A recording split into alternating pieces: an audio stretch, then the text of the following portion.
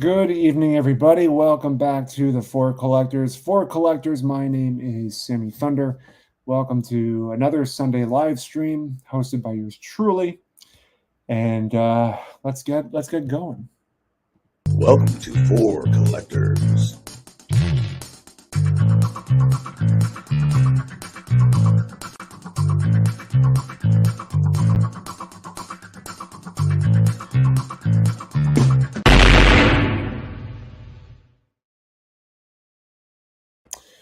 Alrighty, so yeah, that intro, man, that's something else with the explosion at the end. I applaud to whoever came up, whoever built that. I'm guessing that was John or Theo, or it could have been Mookie. Who knows?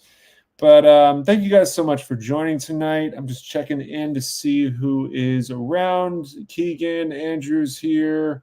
K Cards, Sensei Domino, Vintage Sports Flips, Peacemaker Cards, Red Legs Collector, and Ray from Philly is here. So, and Peter B. Yes, we will start this off with a bang, no pun intended. And it's good to see everybody here. I have some guests tonight. We're waiting on one, but we have someone here. He is the commissioner and well-respected commissioner and Mr. Legends Never Die, Jake. What's up? What's up, Sammy? How you doing, man? Good. We were talking a few minutes before, just kind of catching up on some of the hobby talk. And for those that don't know, Jake is going to be rooming with me, Dom, and Drew, Vintage Legacy. It's going to be a nice posse. If you've ever watched World Championship Wrestling as a kid, you know who the Four Horsemen are. That is what we are going to be. I don't know who's going to be Ric Flair, who's going to be Arn Anderson, and Dean Malenko. We got to figure that one out. But so, yeah, man, appreciate you getting to me and saying, hey, I want to jump on tonight. That's cool. You know how these things go. We just kind of go off the cuff and see where things take us. Yeah, man. Happy to be here. Always fun to hang out, see who's in the chat, talk vintage cards, vintage autographs, all that kind of stuff, man. Just hang out.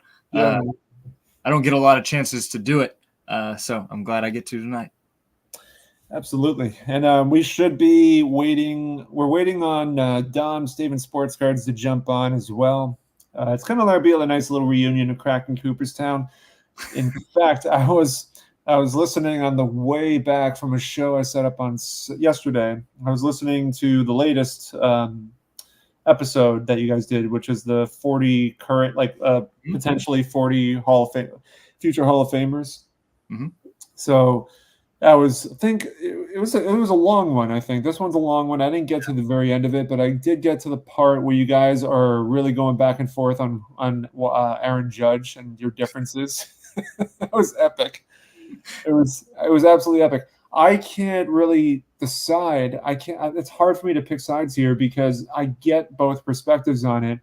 Aaron Judge, you're saying he's a home run or bust Hall of Famer. Right. And Dom thinks there's more to him than just home runs. Right. So, to me, I mean, he has the potential to be, because of his size, because of how big he is. And I'm sorry we're going into a Kraken Cooperstown vibe here, but I wanted to chime in on it if you don't mind. No, I don't mind at all. If he stays healthy, though, I mean, he has a great arm. He has pretty good accuracy too. I've seen him throw people out on like a single throw from the warning track at second base.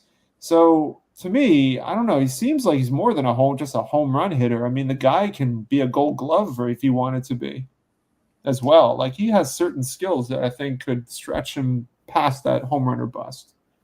Well, to give some context, since only like you and 3 other people listen to our podcast, besides me and Dom.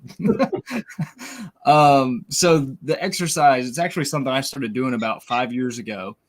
And the exercise is, on average, in any given year, there are supposedly an average of 40 Hall of Famers that are playing right now in any given year. If you look at the average back through the history of the game. So the exercise that I came up with was each year to basically pick my 40, as a projection at this moment in time. These are the 40 I would pick if I had to pick somebody. And I've done it every year for 5 years. And the recent episode you're talking about is actually our second installment on Cracking Cooperstown, where Dom and I have individually made our lists, and then we come together, we do the podcast, and we talk about it.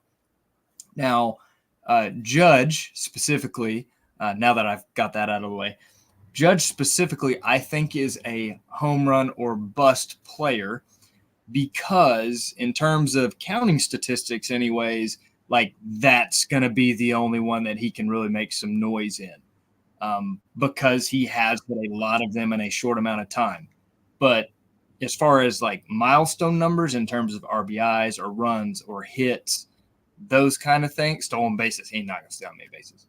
He's not going to hit any of those thresholds. Now, he's got a shot to hit 400 or maybe even 500 home runs if he does it for long enough at a really high clip.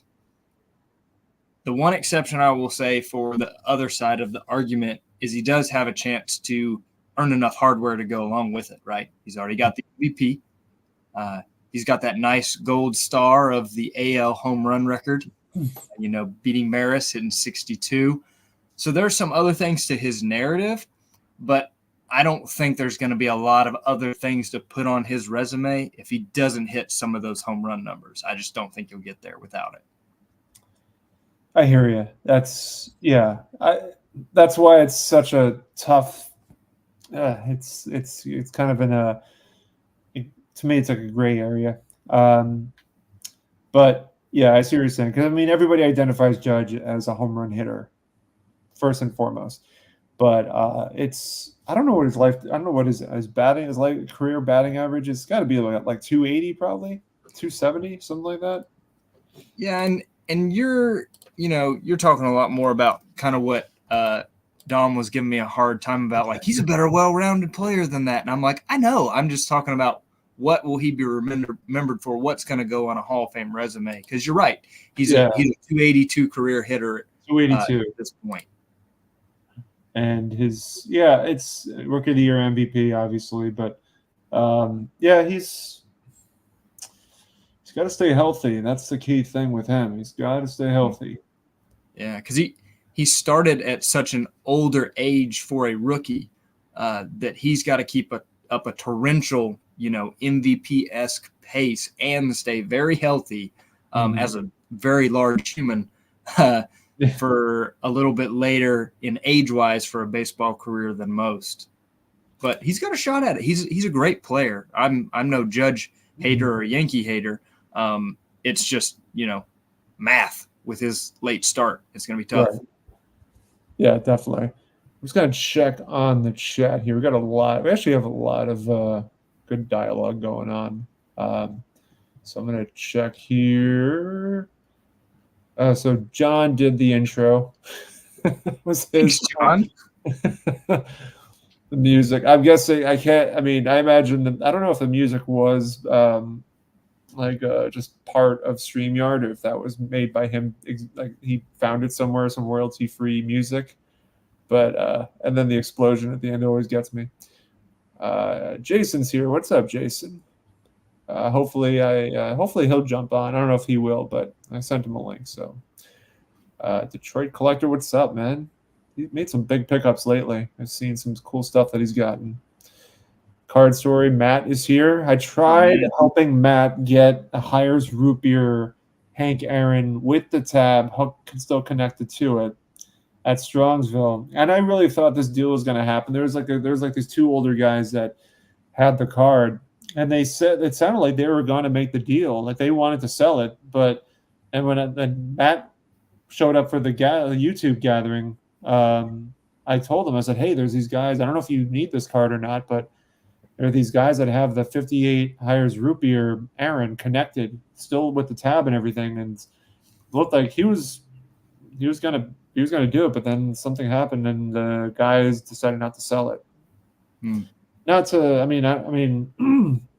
think they just just didn't want to sell it. They just had second thoughts about getting rid of it. Hello, Baseball Time Traveler, Hitman 23, Mookie Chilson. Yes, but Garfield, yes, it's starting to slow down a little bit, it seems, and but I hope to get to one soon. Everyone in here was in Alex's stream. Yes, I imagine. I didn't get a chance to check out Alex's live stream, so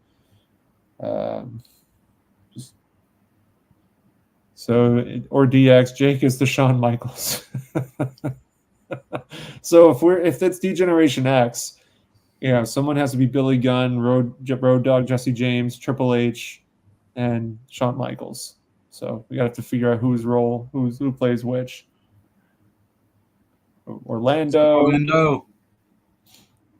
Of course, Scott chimes in explaining where Dom is right now. Thank you, Scott. Breaking news. Chris, Missouri, the mayor of Strongsville. I never knew Strongsville was in Missouri. That was surprising. He's Chris from Missouri, but he also has territory in Ohio as well, it seems. I see. And yeah, Sensei Domino brought up he was 25 when he debuted. Was he 25 or 26? Let's see. I still got his page pulled up. He got 27 games in 2016 when he was 24, but his first full season when he won Rookie of the Year in 2017, he was 25. Yeah, so he's a little bit of a little late on it, but Don seems to be confused about saying hello to everybody. He'll figure it out. It's his first live stream. Oh, man. Yankees need to play deep in postseasons to convince more people. Yeah, they do. It just seems to always get caught up. It's always the Astros, but this year the Astros are not as good. So I don't think it'll be the Astros this year. No, I think the West is I think the Mariners are leading the charge right now. Currently, I think so, still over the Rangers. Yeah. Can you also actually speaking of the AL, what's really surprising, the Royals are surprising. I didn't think they were going to be good this year, but I guess Bobby Witt is for real. Bobby Witt's for real. Salvador Perez is having another great year. Mm-hmm. Not to bring up cracking Cooperstown again, but when we talked about Salvador Perez on the catchers episode, if he continues to be solid, he's like the last Iron Man catcher that catches a ton of games every year.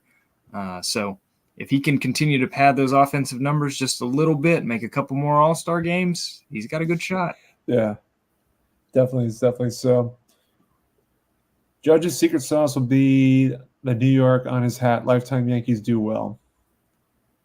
That was the thing. Like when you guys mentioned Robinson, I think you mentioned Robinson Cano, and I can't remember what you were referencing. You guys were referencing Robbie Cano leaving the Yankees because of the huge contract or something like that. But if Robbie Cano didn't do steroids and remained a Yankee for for the remainder of his career, I think he would have gone to the Hall of Fame. He was so close to some milestone numbers, man. Yeah, but he messed up big time with the steroids. Mm-hmm. But that might change. I mean, who knows if they start letting guys in with, if they get past the steroids. Average Braves fan says Jake collects everything. I think it's true because I see you on Facebook all the time with all these posts of all these duplicate or extra cards you have, and I'm thinking, man, I'm seeing 52 Berras and 50, I'm seeing these really good cards showing up. Man, if that's what he's selling on Facebook, I can only imagine what his collectible version of that looks like. Yeah, if I'm selling it, that means I probably have one. Yeah, exactly. Matt was saying he'll get one someday. Regarding the Hank Aaron hires root beer. Yeah, I think it's possible. I mean, obviously, it's as they say in the hobby, it is not a sprint. What is it? It's not I can't remember what Mike said. It's not a sprint. It's a marathon. Is that what he said? Yeah. Yeah. Okay. He's going to reach 300 home runs this year. I got a KDKA Clemente. I begged Mike to trade me somewhere else. PSA 7. When you say Mike, are you referring? I'm assuming you're. I always assume it's Moynihan first, but you can correct me unless it's Junk Wax Hero or. There's a lot of Mikes. That could be a lot of people. It cometh a egg. What's up, egg? I'll never get over the fact that he has the Andre the Giant thumbnail. I wouldn't know it was him if he changed it. That was the Flow and Fish Kill. The Fish Kill is actually not too bad. It had a nice rush of vintage collectors coming in, and I didn't do a recap because I didn't really do much filming. There really wasn't much to. I mean, there was tables and such, but the recap was that I did very well at the show. I did 2 big sales in a matter of like 5 minutes, like back to back. It was like everything was staying very steady in terms of how much I sold that day, and then all of a sudden it just went like here, and then just went shot right up. So yeah, the Flow and Fish Kill was nice, and then by around 1 o'clock it slowed down. So never bad to do a couple big sales in 5 minutes. No, not bad at all. It was a Jason's here. What's up, Jason? How are you guys? What's up, man? How you doing, sir? Nice to see you. Nice to be on with you. Yeah, man. Good to see you too. Yes. Sorry, Sammy. I was running a little late. I had a late dinner. So No, it's all good, man. You were at a show today, or yes, was it today or yesterday? It was today. Small show, local show. I haven't been doing a lot of purchasing because I'm saving for the national, but Right. I had a chance to go to the show with Steve from Vintage on Vintage. Yeah. And Mitchell, White Sox fan card collector. Mm-hmm. So, excuse me. So we all met up, and it was a lot of fun. Had a blast. Buying smaller stuff, nothing too huge. It was a small show, like less than 50 tables, or yeah, it was actually bigger than usual. It's a monthly show here in the suburbs of Chicago, and typically mainly modern stuff, but a little more vintage than usual. And I know in the future there's going to be there's another show. They have quite a few smaller local shows here, and there's one in the south suburbs that is geared more towards vintage. And then I don't know if you guys have this in your area. Some of them, there's like these larger companies like Elite and whatnot that actually do shows. They kind of hold shows everywhere. There's one going to be held at the end of June, I think, 4 blocks from my house.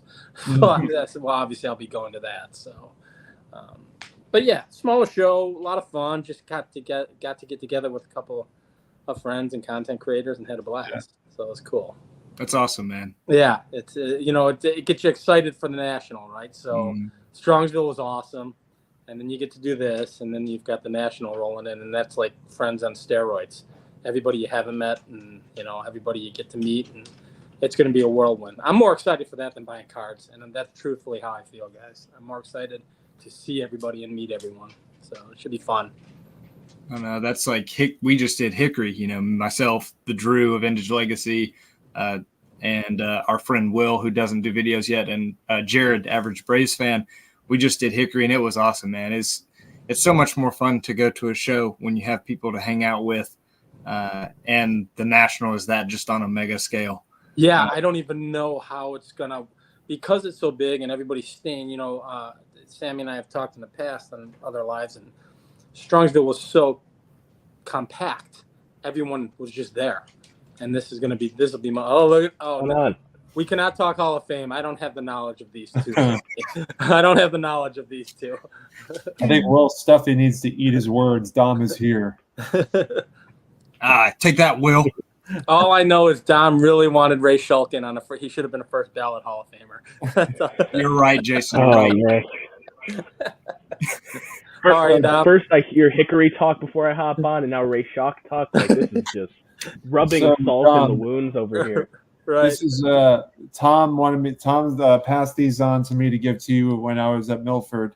This is the one thing he's going to give. He passed this along. I imagine you have this one already, but I actually don't have the scratch. Nice. So that's all right, awesome. so you're getting this one. You're getting a swell baseball greats.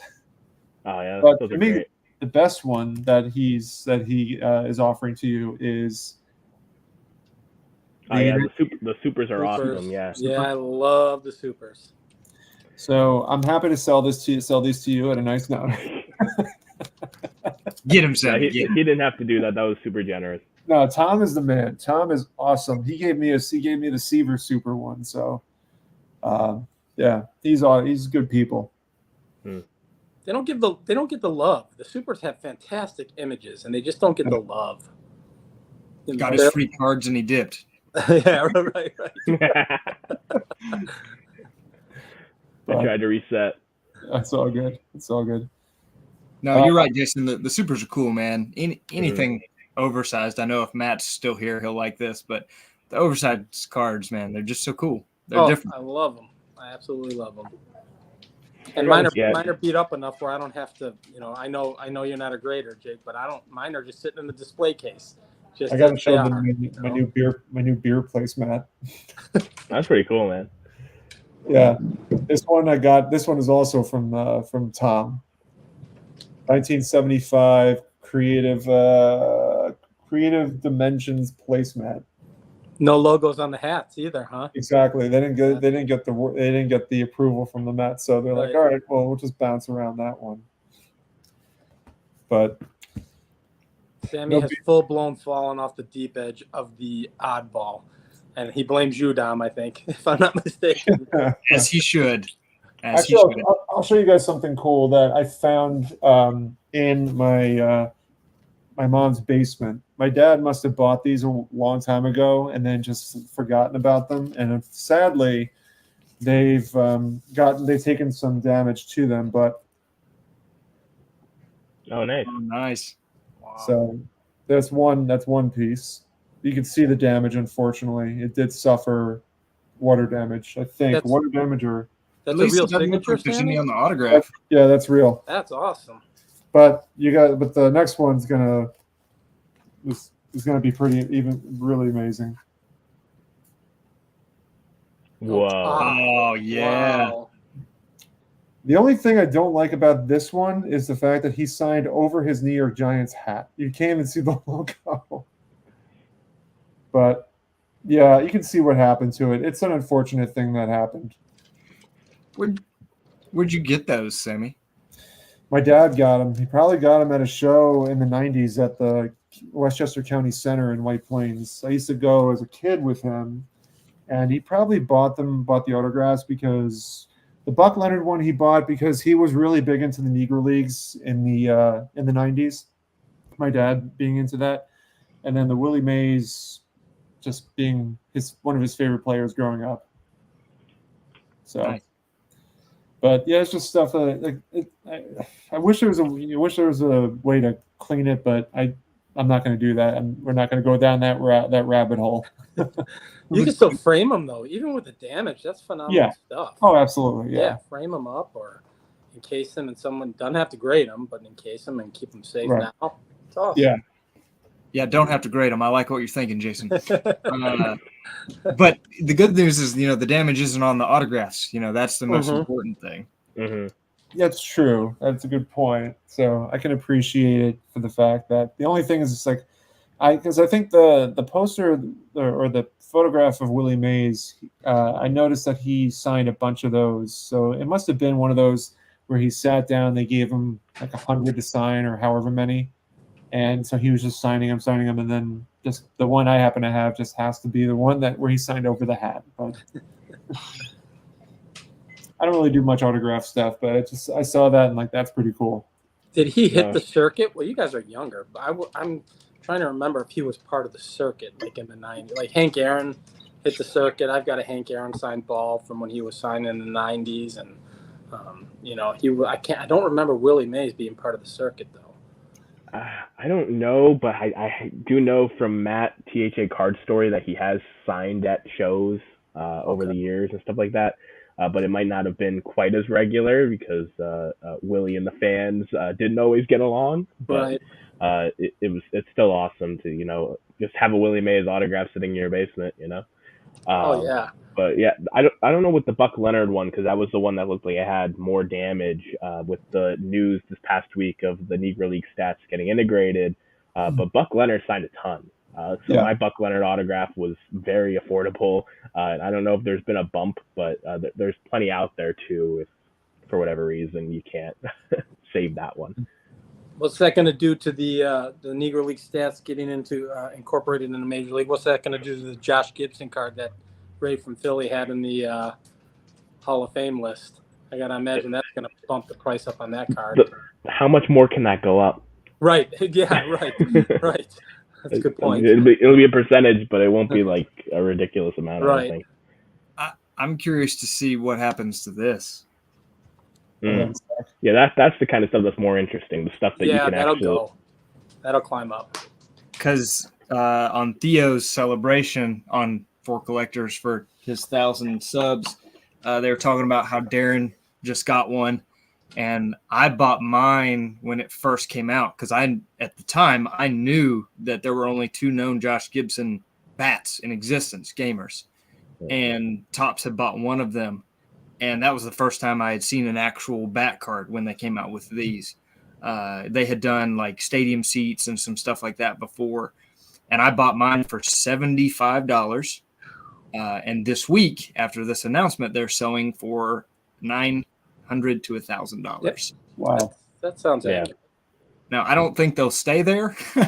I think they'll come back down to reality a little bit, but still way more than what I got it for. Yeah, but what's reality? 300 or 400 then at that point, and you're still way in the black on that. So yeah, and there's unless Topps gets the other Gibson bat, which if I remember right, I'm pretty sure that the Negro League Hall of Fame actually has it. In Kansas City. Yeah. Okay, that's what I thought. So that means if Topps has used up all their bat chips, which they may or may not have, from it, there aren't going to be any more.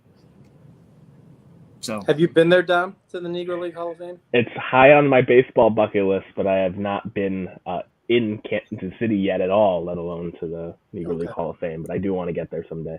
They dedicated at the baseball in Cooperstown. They have a whole exhibit set up there. It's amazing. Yeah. Yeah. The one in Kansas City is pretty cool, and it's actually in the same building as I'm a big music fan as well. So there's a jazz museum. And you can go to both museums, the Negro League Baseball Hall of Fame and the Jazz Museum. So I did them both, and it was awesome. A lot of fun.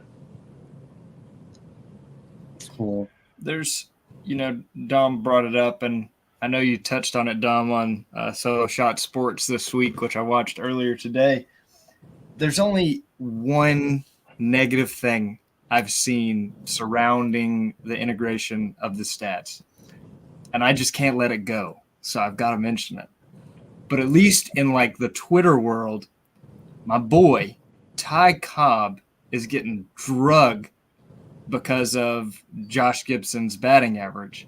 Now, regardless of you think if it should be or shouldn't, you look different places, and even official statistics sites such as MLB.com as opposed to Baseball Reference will have 2 different answers as to who is the batting champ.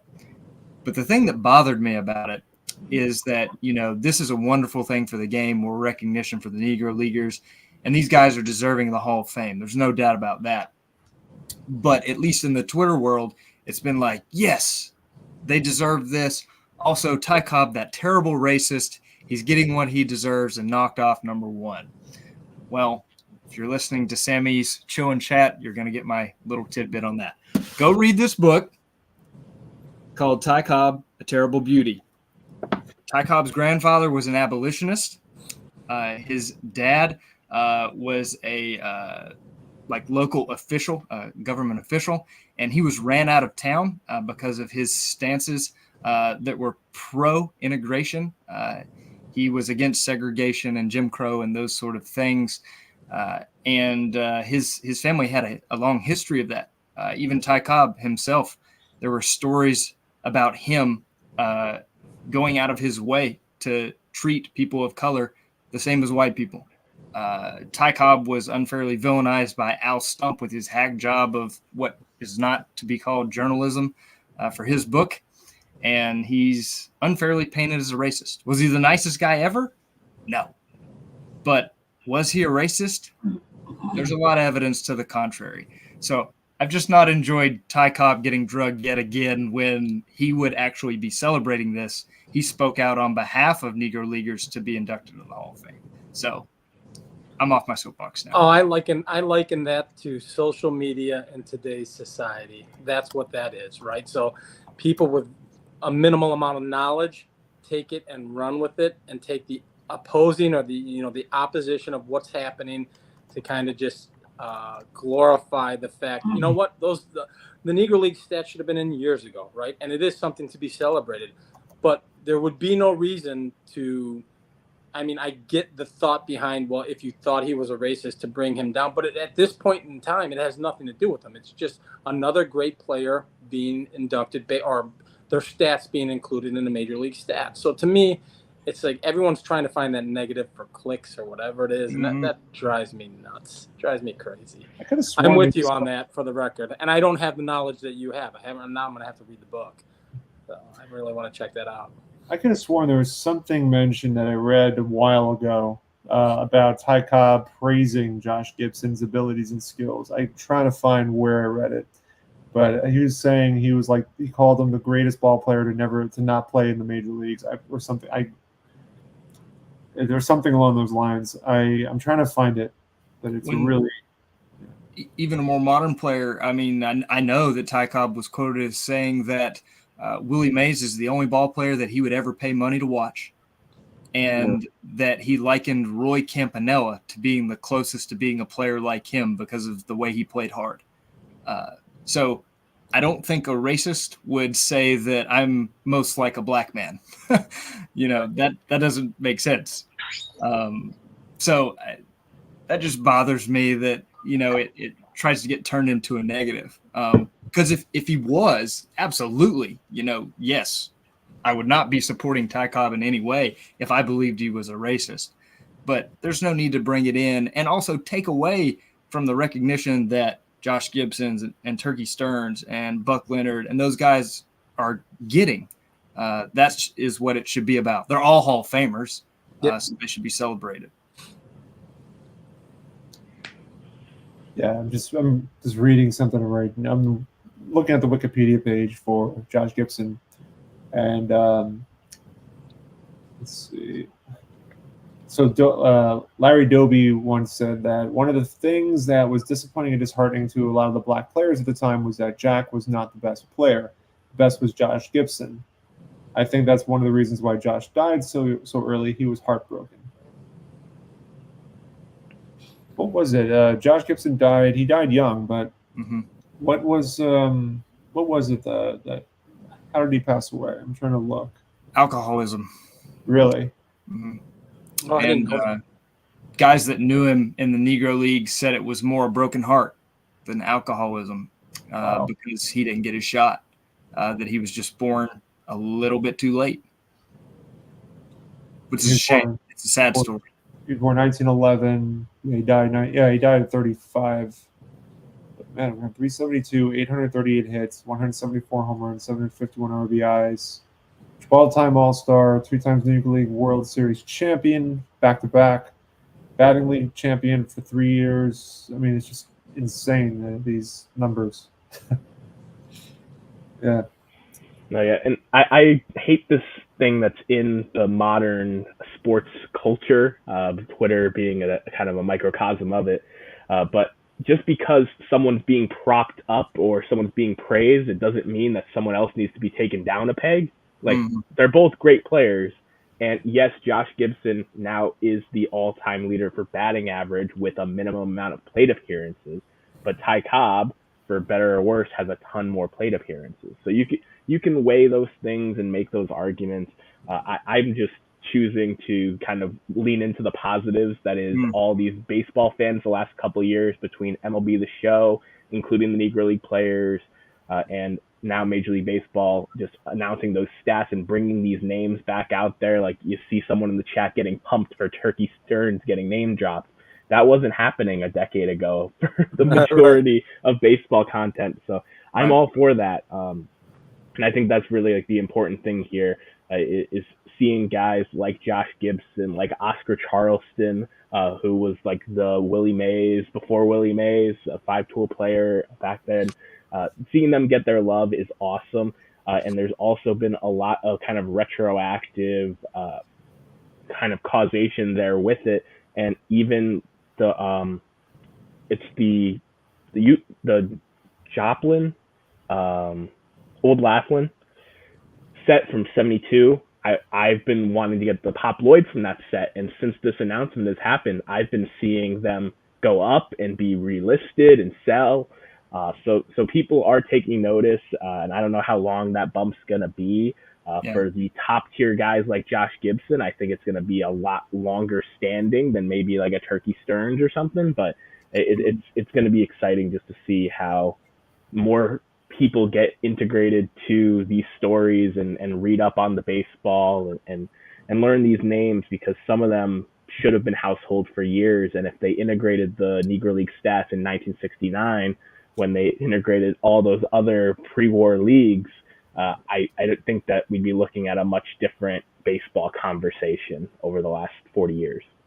I agree. And a much different hobby, right? I mean, those cards would have been prominent since then. Mm-hmm. So I was telling Jake before that we were talking about custom cards, and so I was going to do a T206 card, but I decided, I was like, you know what, everybody's connecting me with the transigrams, so I was like, all right, I'm going to go in that direction. Let me see if I can pull up the I don't know if it will let me. Okay, hang on a sec. But I made a transigram card. Let's see if I can bring it up. I don't know if it will let me. Damn. Chrome tab entirely. Yeah, it doesn't let me pull up a window, so. But are you doing it through a website, Sammy, or are you doing it yourself? So I designed the card, and then I had to set it up so that it fit the dimensions of the manufacturer. I tried to order it, but then they canceled it for whatever reason, so I have to do it again. It might have been the fact that I also have like a little QR code that I made.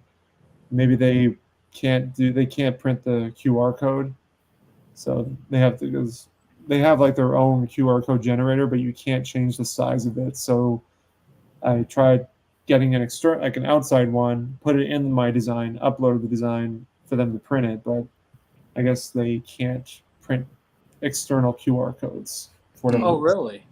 Yeah, I guess they can only work with their own generator, but yeah. Let me see. I'm trying to see if I can share it, because I think it's a really cool looking thing. And Jake, are you doing the red man? Are you going to do a red man custom card? So I've already got some customs where I did a 56 tops design with actually a 61 tops back, because I like the stats on that. Okay. I've got all my softball stats on it. But I'm going to use the rest of those that I have before I make another one. But Redman's a good candidate. I like it. I'm going to have to step up my game and get something. I don't have anything planned. I got to figure something out. So there it is. Oh, man. Awesome. Great.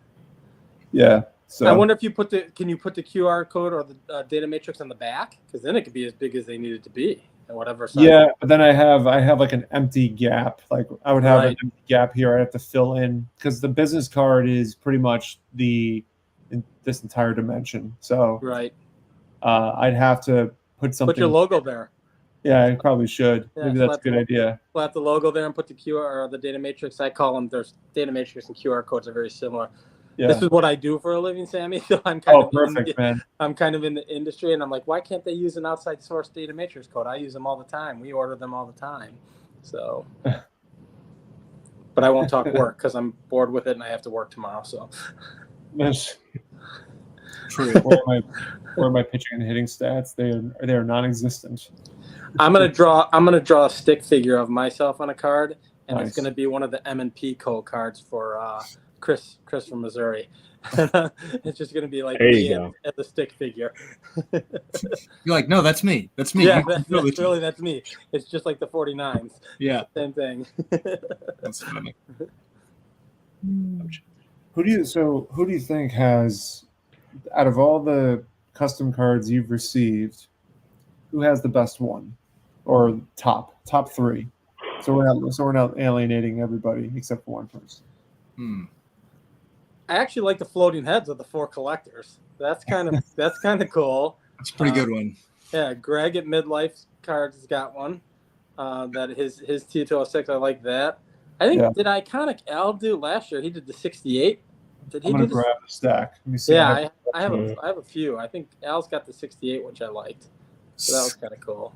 I like Scott's T206 that he did a few years ago, and he did different background variations for the portrait.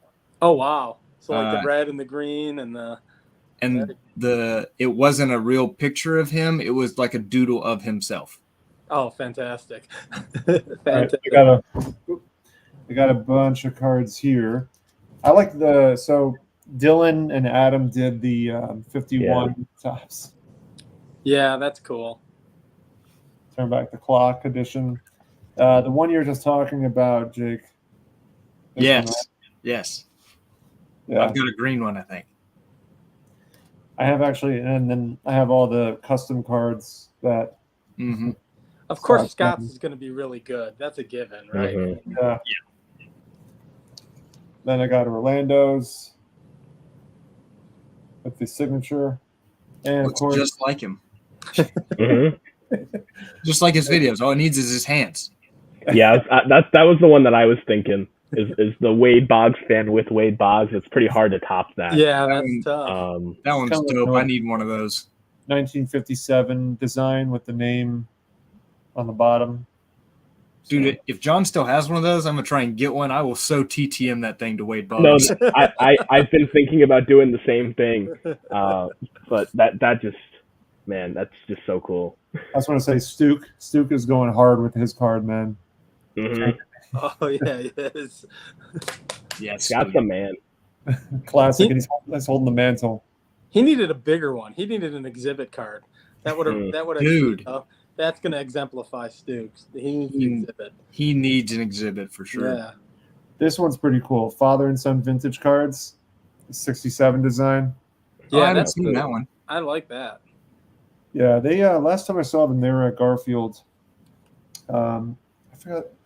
They bought off me. I had a 71 Topps rookie card. I think it was rookie year of Steve Garvey. It was autographed, and I bought it. I bought it I bought it for pretty much nothing. And so they saw it, and I'm like, oh, so and so price. They bought it, and then they sent me in an email or a text saying that they got it graded. It came back a 5 condition wise, and obviously an authentic auto for, I think it was like a 8 or a 9 or something like that. They did pretty nice on that. Yeah, they're on. They jump on Mitchell's channel. The gentleman I was with today, White Sox fan and card collector. They're on his channel once in a while. So what did I haven't gotten a chance to check out the video yet, Jason. Like, I'm not to spoil the video, but I don't care. The video's out. I'm not a big channel. I was just gonna ask what you picked up. Most of it was smaller stuff. I picked up a 71 Jim Cott. 71 Ted Simmons rookie, nice. which is big for me. It was $8, and it's I'm guessing it would grade a 4. Picked up I love Ken Boyer, so I picked up a 67 Ken Boyer when he was with the Mets. Yeah, I'm a Ken Boyer fan. Don't get him started. That's big third baseman outside the hall. Yes, I agree. My big card was I picked up a 62 Ernie Banks in a 6.5. SVC. That's really nice. Yeah, so that was a big card. But again, I'm not trying to spend a lot because I want to bring it all to the National and just go ham, which my budget isn't tremendously large anyway. So, I look at $500 cards. Those are big cards for me. So yeah, good cards, man. Yeah, I'm kind of, my list is long and I don't have enough money for it, so I'm going to have to whittle it down to what I really want. I really want the 53 Satchel Paige. That's a big card on my list. I'm a huge, my favorite Mickey Mantle card is the 53 Bowman color. So I've got the 56 and I really want the 53 Bowman color. And then there's I'm looking at some Cracker Jacks for my. I'm looking at the Ray Schultz Cracker Jack, Dom, Ray Schultz, yeah. for my White Sox Hall of Fame. Hey, if it makes you happy, I'm not gonna poo-poo the card, but I will poo-poo the man. It makes me happy for my Hall of Fame run. And Eddie Collins is another one, although he's a little pricier, obviously, on the Cracker Jack. I think he's got an E106, which is an American Caramel. Same year, 1915. So it's got to say White Sox for me. So, his previous cards, he was with Philadelphia. But those are some of the bigger ones I'm looking at. So That interview was awesome. Thank you. I got to see that, Sammy. You had told me about that ahead of time. I've been busy all weekend. I shot my video. I've got a ton of catching up to do to watch. So it's I got off the phone with him a little about 20, 30 minutes before the live stream and or today. And I was nervous because he sent an email because I shared it with everybody. I told his son about it. His son responded back favorably. Everyone has been responding back favorably about it. And so Pat sent an email saying, like, give me a call when you get a chance to give me the number. And I'm thinking, uh-oh, he must not have liked something about it or something. My heart sort of sank a little bit. I'm thinking I tried to do the best I could.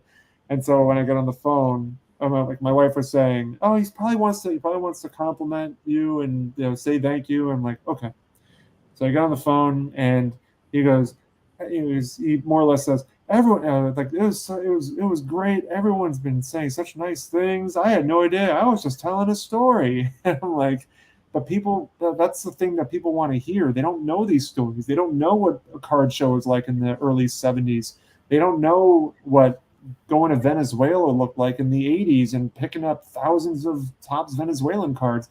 No, people want to know what your reaction was when you first saw these cards and you're thinking they look very much like the ones in the United States, but they are different. The feel is different. The look is different. And then finally, when you bring them back, what are the reactions that you're getting? Are you selling them really quickly? I mean, we're talking about this is the 80s. Brand new cards spilling into the market that we've never seen before. I mean, that to me is fascinating stuff that we never really understood beforehand. And to get an opportunity to hear it from the man who went and did it is gold in my mind. Yeah, and it makes me laugh, and I haven't seen it yet. I'm going to watch it as soon as we're done here. When you were telling me about it, if you think about it, to him, when he was doing this, he was just a guy checking out cards, right? And now we're sitting here in 2024, and there's a whole community that wants to know about this, and he probably is like, well, for what, right? For why? What's the big deal? But the intrigue with everybody who collects now, that's huge. That's tremendous. I mean, that was a huge get for an interview. That's very cool. On the phone call that I had with him, because it seems like the claim is that everyone was saying the majority of the Venezuelans that are on the market today in the top Venezuelan cards, the claim is that 3 or 4 people are responsible for the bulk of it. And so when he brought it up, when he asked me, he's like, did you read that there was only 3 or 4 people that brought him back? Someone claimed that? I'm like, yeah, someone mentioned that. And he goes, well, they were absolutely right, because it was myself. He mentioned a couple of their names. A couple of buddies of his that went with him. I mean, the fact that Pat Quinn befriended Luis Aparicio and Chico. Chico Carrasco. Yeah, he befriended both those guys, and Sox legends, baby. he created business opportunities with both of them. Apparently, it was with Chico first, and then Chico's like, "Hey, let's take a ride over to this other part of Venezuela where Luis lives." And he remembers when he went to that town or city or whatever it was. He said like it was the hottest place on earth. It was like dripping buckets. It was so hot. And but like apparently Luis Aparicio was just a very graceful man, and just they spent a lot of time together. And yeah, man. I mean, just on a whim, he was like, Venezuela has baseball. I wonder if they have sports memorabilia over there. And he put the ad in he reached out to the guy, the newspaper in Venezuela, and said, "Hey, we're coming." And They put him up. They helped him with the hotel. They put the ad and they translated it into Spanish. And the next morning, wakes up and there's thousands of people lined up with cards waiting to sell them. So you think about how far ahead of the curve that is, right? I mean, before that was even considered to be a thing, right? Think about that. That's great. Yeah. But what was he telling me? I told them today because I said, well, the one thing I said to him was, he was still shocked about how people were fascinated by this story because, again, he's just telling a story because he experienced it. So it's kind of hard for him to wrap his mind around the fact that so many people are curious. But I told him, I said, put it into perspective. You got to think of it this way. If you are one of the 3 or 4 people responsible for bringing back the Venezuelan cards, you're sharing them or selling them he's from the Chicago area, who's selling them around the Chicago area. Those cards spread from there, and they've gone out all the way to the west in California and as far east to New York and maybe even Maine. And to know that those cards are desirable and people love them and people want to try to find them speaks volume. And to be only one of 4 people that are responsible for the bulk of it, that's huge. Oh, and see, I haven't seen it yet. I didn't know he was from the Chicago area. Now I really have to dig into this. He opened up a shop in Chicago called the Sports Collectors Store in '76, and then he moved it to LaGrange in the '80s, I believe. Oh, he's from LaGrange? I know he's from Chicago. Yeah, but when you said moved into LaGrange, did you mean the suburb LaGrange of Chicago, or? I guess, yeah. Okay. He moved his shop to LaGrange in the '80s because he needed more space. But I mean, I don't want to spoil anything for you. Now I gotta go back and watch it. But the bulk of, I mean, he made a lot of big collection purchases. I mean, huge ones. I mean, and the stories, like how much he paid for them, was interesting because at first the guy one of the sales was like, all right, give me so and so amount for this, and he goes, okay, and so then Pat replies back, are you still collecting? He goes, nah, I'm not really collecting anymore, but there's this one set that I really want. And so he tells him what the set is, and Pat's like, oh, I have that set. And so he was like, we can work out a deal. He's like, forget it. Just give me half of that amount and just send me the set. You have to listen to it. It's crazy. It's amazing. And his stories about his friendships with huge big time ball players. Oh my God, it's. So was he a Sox fan then? I'm curious. Yeah, he was. He grew up on the he grew up a White Sox. I think he grew up a White Sox fan. I don't know if we got into his allegiance with which Chicago team, but I think he was a season ticket holder for the White Sox, and that's how he connected with Chico. Okay, very cool. That is awesome. But and then so he's been like one of the guys, TJ, is online. TJ was asking if he knew Dr. Beckett. And so that was the one thing that he wanted me to reply back because he's been reading the comments. So Pat told me to tell TJ that he knew, and this is no disrespect to Dr. Beckett, but he was saying jokingly, I knew Beckett when he was a nobody.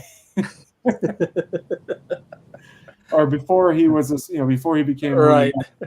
But he was sharing a story about how he took Dr. Beckett along with 11 other guys to a collection purchase in Boston. I don't know. He didn't specify the year, but he mentioned that this is the crazy part. And I'm sorry I'm spilling. I'm just going into not a rant, but a huge story here.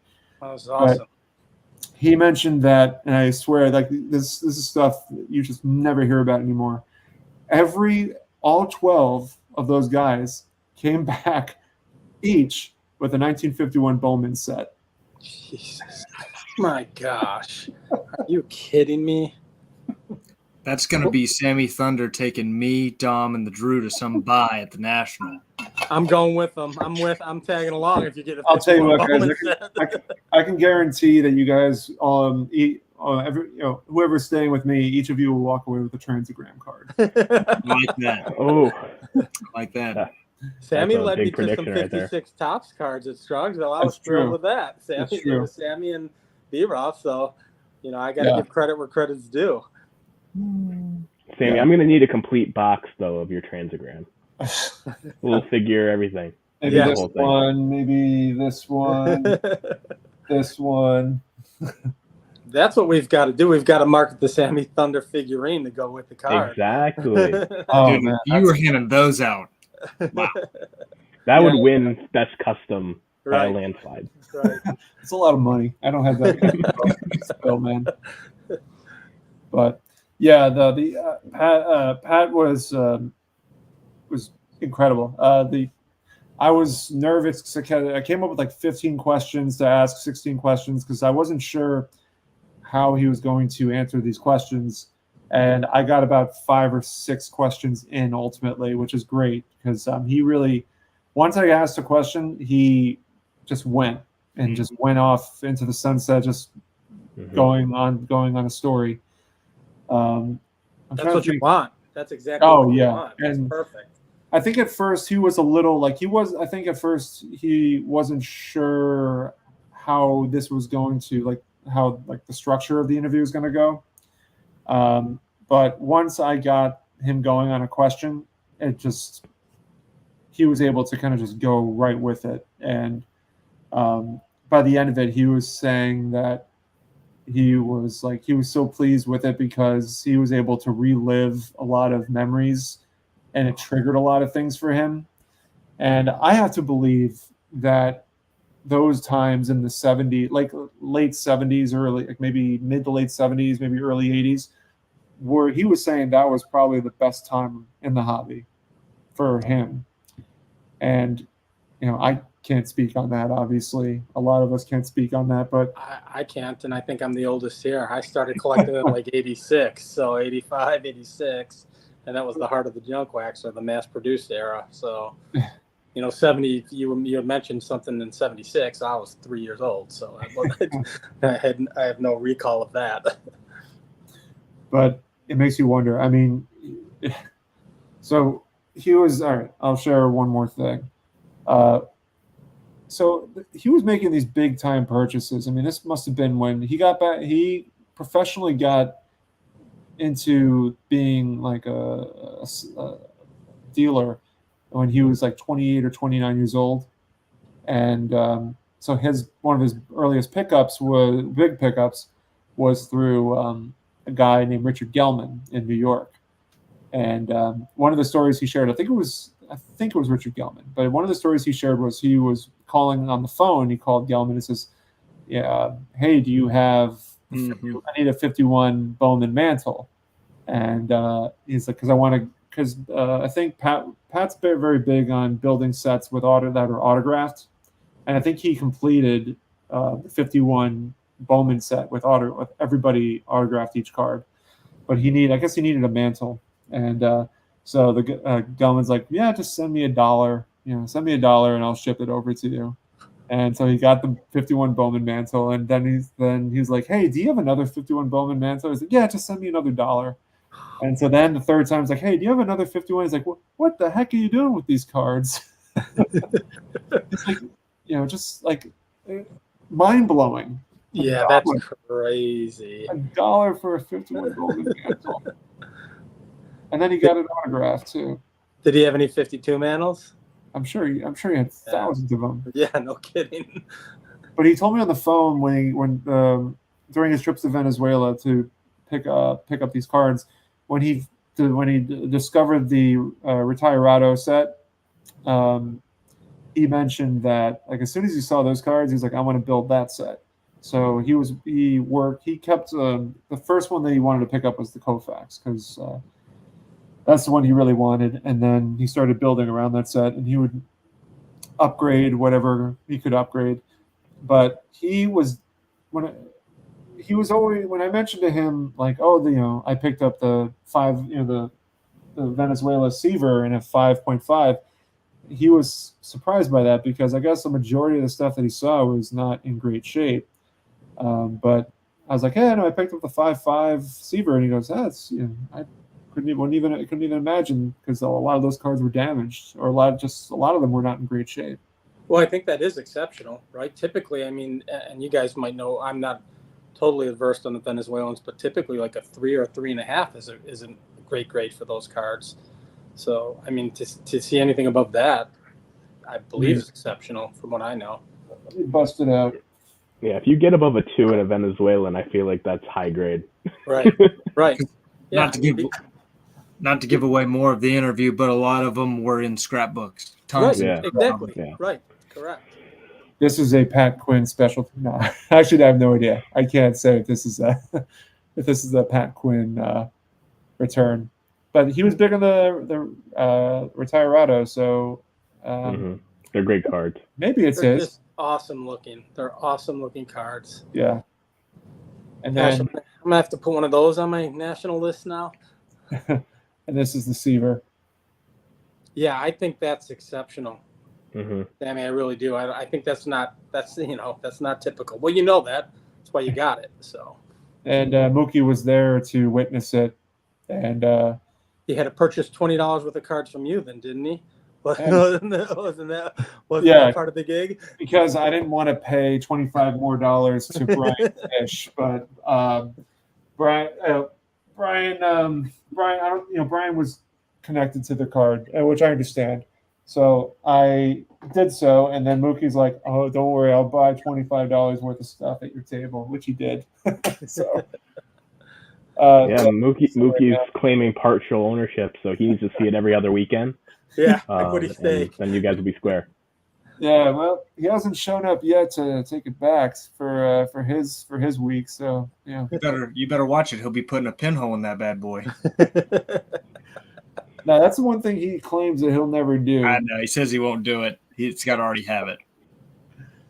But yeah, there's enough of them out there already. Oh yeah, there's plenty of them.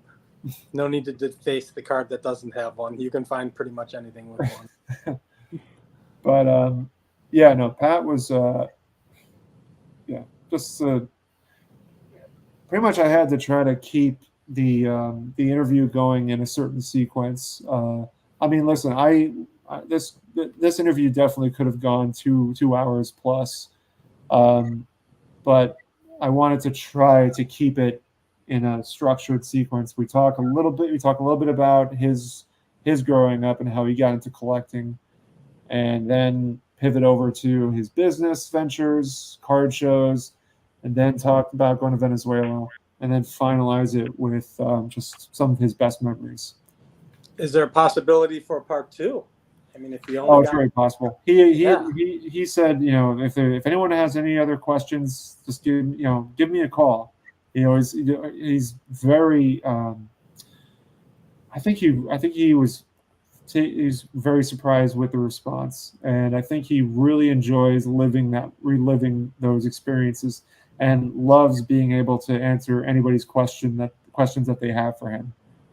Well, who's not going to love something that you did 40 years ago that you thought was just part of your business plan and part of life, and then 40 years later, people are interested in just hearing the story, right? I mean, that's awesome.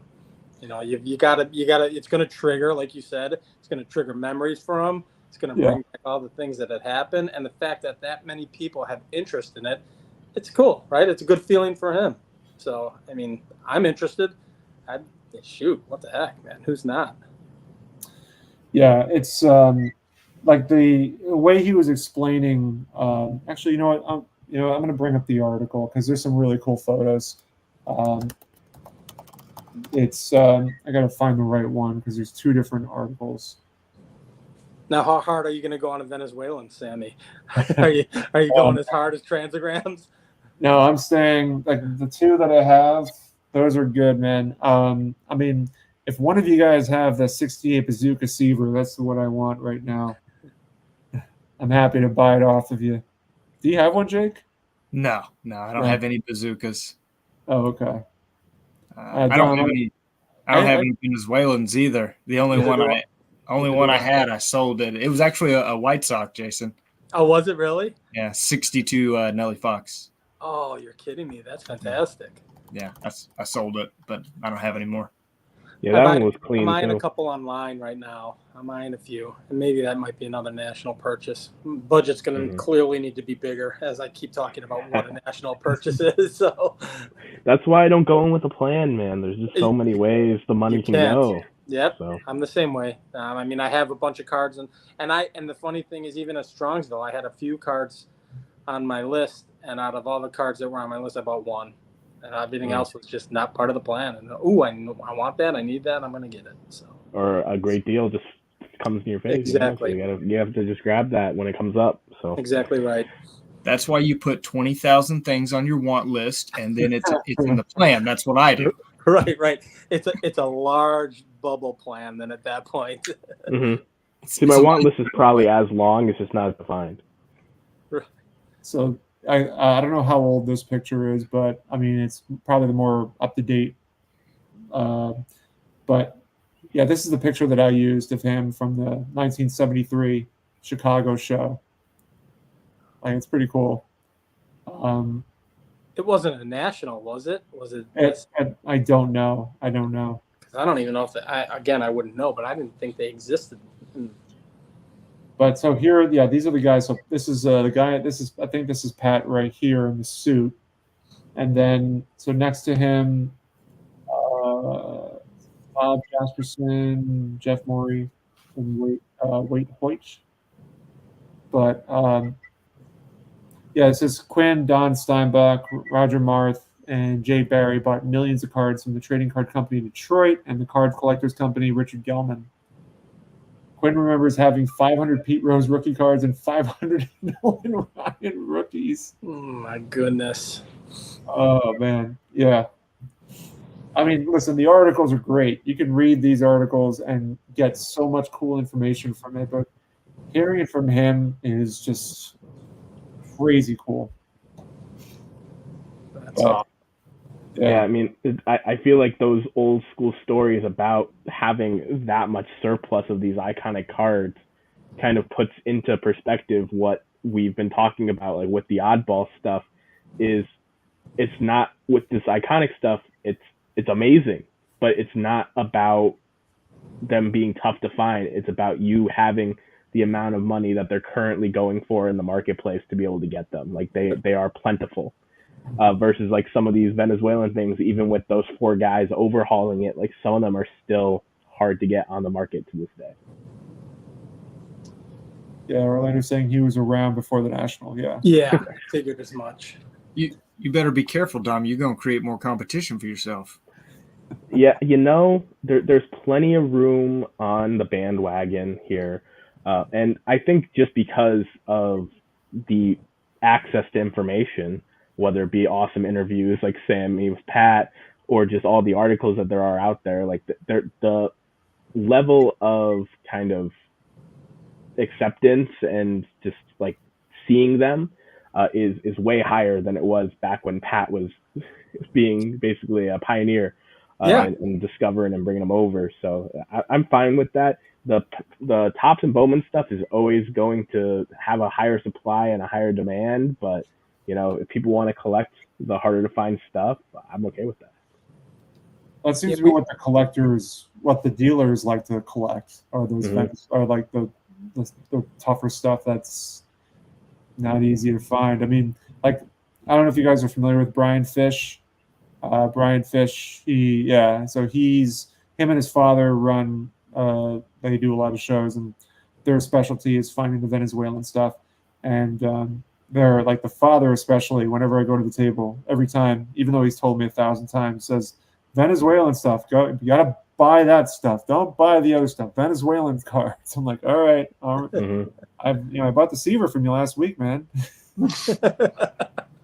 We had a conversation today, me and another gentleman who makes content, Steve from Vintage on Vintage, and we were talking about the mainstream sets at lunch versus the, I'll call them, I don't like the obscure cards. You know, oddball's not, it's a disingenuous term because some of that stuff is awesome. I like to call it more obscure stuff. And for me, it's about the well-rounded collection more than it is necessarily having certain cards of certain players. So I was talking about how this day and age, just the internet and quick access to everything has given you that knowledge, like you were saying, Don, in the 70s and the 80s. If you were collecting cards, particularly in the 80s, it was junk wax, and vintage was out there. But as a kid in the 80s, it didn't interest me. I wanted to collect Don Mattingly. Mickey Mantle. What do I know about Mickey Mantle? I want Don Mattingly. But jumping back into this hobby in the last 2 to 3 years, you watch, and I've said it 1,000 times, you watch Rick vintage oddball cards, you watch John Mangini, and I've learned about sets, and then as soon as I'm done with the video, I go online, I start researching them. I'm really intrigued with these Colgan chip cards, and that's another one on my list for the National. I want a Colgan's chip card. I just think they're cool. Doesn't necessarily even have to be a Hall of Famer. I just want to get something that's going to be nice and round out the collection. And if the player's got a story behind them, that's even better. Doesn't have to be a Hall of Famer, and that's kind of where I'm looking at. I do want to add a Venezuelan. I don't have any either, Jake. I've never owned one, so I'm kind of eyeing up a few of those. But that's like even not quite as obscure as some of the stuff that I know you guys collect, which is stuff that I'm not even familiar with. That's really out there. I know there's some real tough stuff to get that I'm just not. I was not familiar with the Stottlemeyers, Sammy, until you kind of brought them to light recently. I wasn't real familiar with them. I was familiar with some of the food products cards, but that wasn't one of them. So. Well, that comes from like watching the Blue Jacket 66 and watching Rick, like what seeing what they're collecting. I mean, I don't know if Rick has a Stottlemeyer, but I know. I mean, Dave Blue Jacket definitely has one. I think. Maybe I can't remember. I don't. I can't keep track of what everybody has these days. Right. But I want to say it's one of those two guys were the ones who were like, those they introduced that to me, and it's just it kind of trickles down. That's just right. how it works. So, I buy this beautiful 54 Topps maze from the man.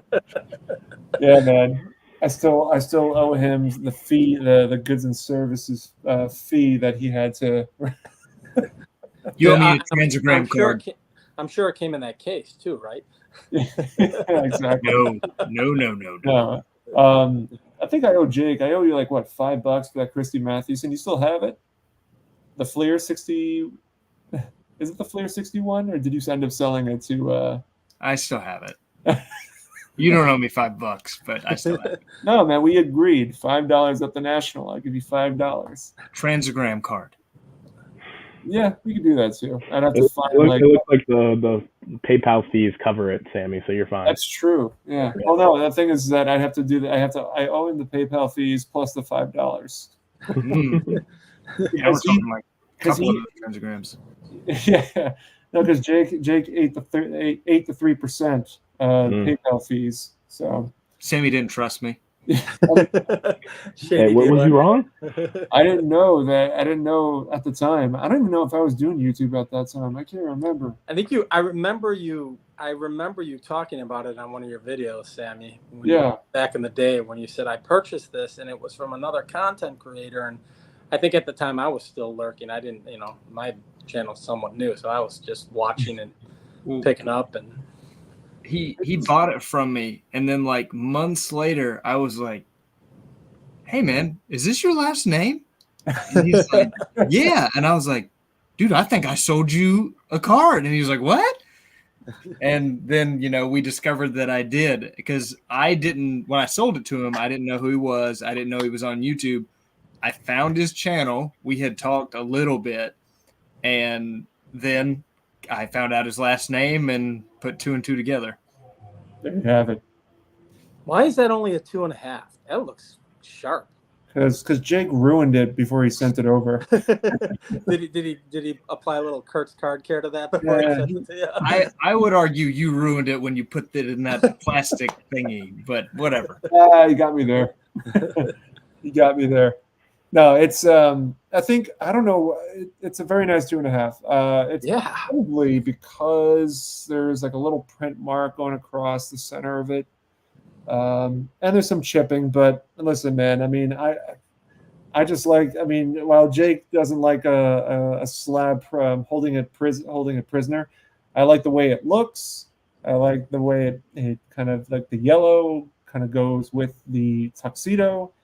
And I know I am in the majority here with Dom and Jason, who are okay with grades. And Yes, so I truly fall in both camps. I have a ton Yeah. of ungraded stuff and have no intention to grade it. But I tell you what, if I had that, it would probably get put in jail in one of those cases. If it comes back to me, it's coming back out on cracking Cooperstown. Cracking that open. Yep, scissor. No, that's actually the one that I showed on the VR for Theo because John is looking for this card. I think it's on his on his want list. Speaking of, I mean, if we're gonna be doing a four collectors video, I gotta say, man, I know Theo's been giving John a tough time about some of the, but I mean, it's just. I do want to say that John has been doing a great job preparing for Hobby-Palooza for this year. And so for those 48 people that are watching, which, by the way, thank you for being here and hearing this Babylon about stuff. 48 people here? 48 people, man. I thought it was just the four of us. Well, the four of us and then 48 people watching. But, yeah, we're going to be hosting the Hobby-Palooza this year.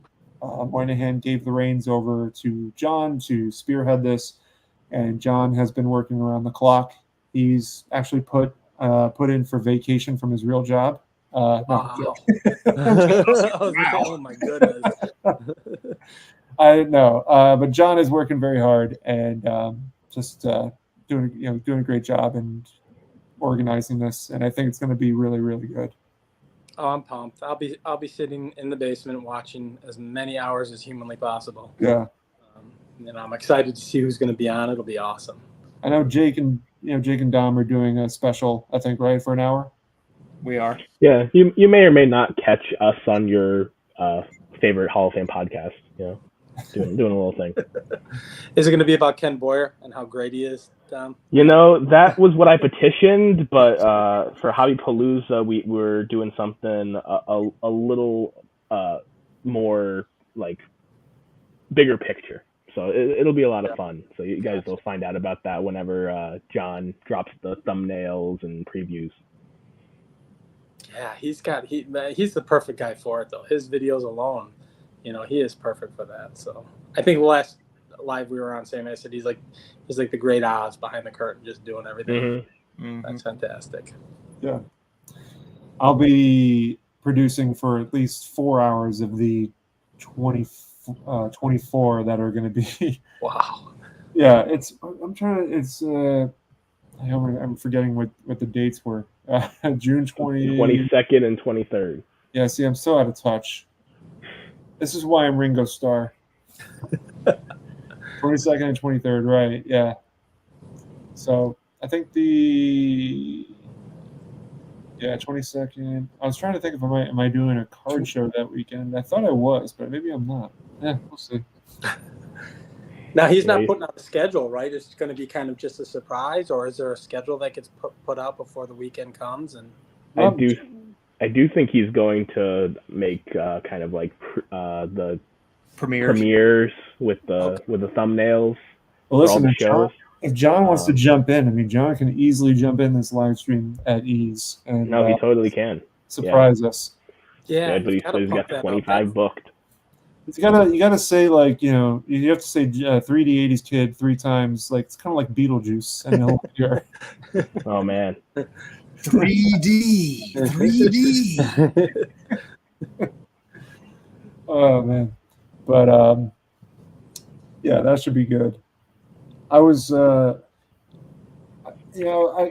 was thinking about doing a show, but the only way I was going to do a show was if Mookie was going to jump on. But Mookie decided that it's best if he makes appearances. It's on kind of more of a low key sort of live stream. So I totally respect that.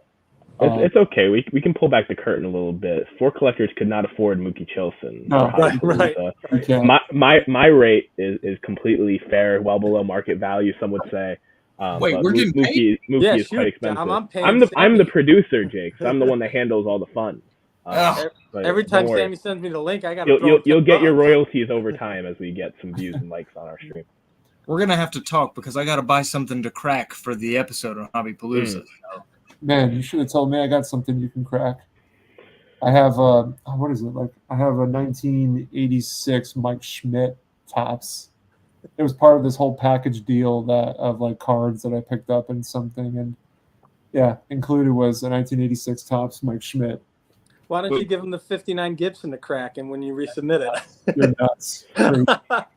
Crazy. Jake is a professional cracker. I have done it a time or two, but it's funny because like that's kind of part of the show. But like, I don't have that many things that I can crack. Like I'm gonna run out. I'm gonna have to buy some, which is annoying but liberating. Are you doing different something... slabs?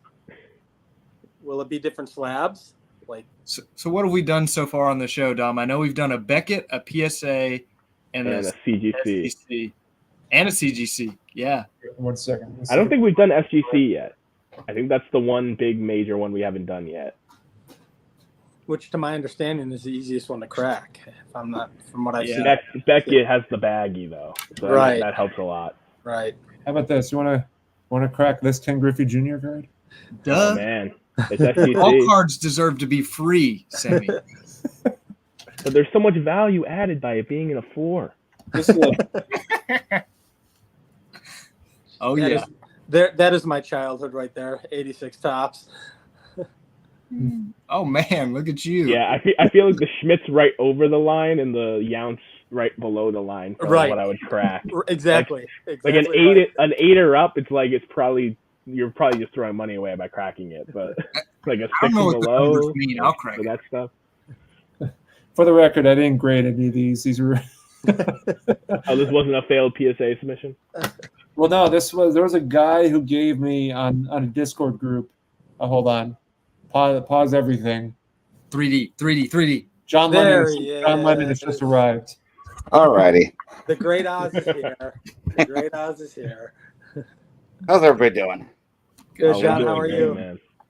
Doing all right. Yeah, I've been busy hounding people all weekend if they haven't given me their show title or their guests, and creating tons of thumbnails. So I have now got 22 thumbnails made for the total of 25 shows is what we ended up with. We've actually got one where we're going to just give them the reins at 10 p.m. on Saturday and let them go as late as they want. Ooh. So that could be dangerous depending on who's hosting that show. I'm hoping it's who I'm thinking immediately. So we will see. I've got a couple people that I'm thinking about too for that. I would guess you wouldn't guess who this is because they have never been anywhere near 4 collectors before. So really, have they been near Hobby-Palooza before? I don't know that they have. They did not appear, at least in the last couple of years. And it's a group of folks that regularly do marathon live streams. So, all right. But all that will be revealed on Thursday. My regular video release will be due then, and I will be doing the preview show for Hobby-Palooza. Nice. And, so you haven't been busy at all then? No, not at all. Jeez. It's the first time he's left the sweatshop, man. Right. I was going to say everything that you've done would have taken me like 6 months. Think about what it would have taken Chris from Missouri to do this kind of stuff. His wife would have been with him 24/7, telling him how to use the phone. Chris is saying you are the Cecil D. DeMille of the YouTube community. Okay. Well, we have got it all set up, and I know Keegan's been begging for a show, but you're not ready yet, Keegan. You're only 12. You got years to come. This is everybody hosting this has been doing, collaborative or live stream content for quite a while now. So if you want to get on this show, start doing collaborations, buddy. I've been dead to Chris like 3 or 4 times on every live stream we go on Chris knows I love him. He's the best. Dude, he's subbed and unsubbed to you like 3 times during this. Yeah, right, exactly. That's all right. So that just took me from like 6 to 8 to back to 6. John is to Hobby-Palooza as Quincy Jones is to We Are the World. That's a good comparison. So what quite a few people on that effort. Which so who would be the Michael Jackson? I was just gonna say Sammy Michael Jackson. No, definitely not. I'm only involved for like 4 hours. So you're like the Bob Dylan. If you've ever seen a video of We Are the World, he's like totally disinterested. Well, has nothing to do with it. Not to go off baseball for a minute, but in that they mentioned that Bob Dylan was like how do you want me to sing this song? And so he's like do it the Bob Dylan way. He goes, oh. I kind of realized that my Bob Dylan sort of sounds like Mangini, so I think I sort of cheated a little bit. Right. Man, Dylan just morphed into Mangini while you were doing that. Yeah, Sammy only has one impression now. What's that? Sammy just has one impression now. They just all broke back. Well, I've made it a point that I'm holding off on the impression until Mookie's like, he sounds like it's true. I made it a point where I will only do the impersonation when I see Mangini in person, and I want someone to record that conversation. I got you. I'll definitely make that happen. Theo made fun of my impersonation of Mangini, and I told him I was impersonating Sammy impersonating Mangini. Right. It's like a Xerox, it's 3 generations old, so it's just not quite as clear as the last generation. Yeah. There's some, Mike is asking if he can be on Hobby-Palooza. Who's a baseball card collector? Does he have a channel? I don't know. we might let him on there, if Chris from Missouri is okay with it. Didn't he just recently buy like a collection of 86 tops or something like that? I know it was a big deal. I think he bought Strongsville. Right. Exactly. It was Chris who made the point, and or I don't know if he analyzed this or not, but he was mentioning that apparently $500,000 worth of stuff was bought at Strongsville just from the YouTube collector, just from the YouTube content creators. Oh, I bet you it's probably pretty close, right? Well, wasn't that just Mike Petty alone? That's what I'm saying. Mike Petty makes up a fifth of that. Right. Was he including my $300 cards into the mix? Well, there we go. We got Chris's answer. Nope. Tough. I love ribbing Chris because he has given me one of the greatest lines I've ever heard in my life. At the meetup on Strongsville, we were all there having drinks, and it got down to one table, and it was Chris and a couple of his buddies, and for some reason I just stayed and hung out, made it the nightcap the whole night. And he said, "Be careful with these guys. They've been drinking. They're all talking like they're talking like they're writing cursive. They're all talking in cursive." I said, "That is the greatest." I said, "I'm stealing that line and I'm using that line. They're talking in cursive right now." So he's got his own yogiisms. Right. That was perfect.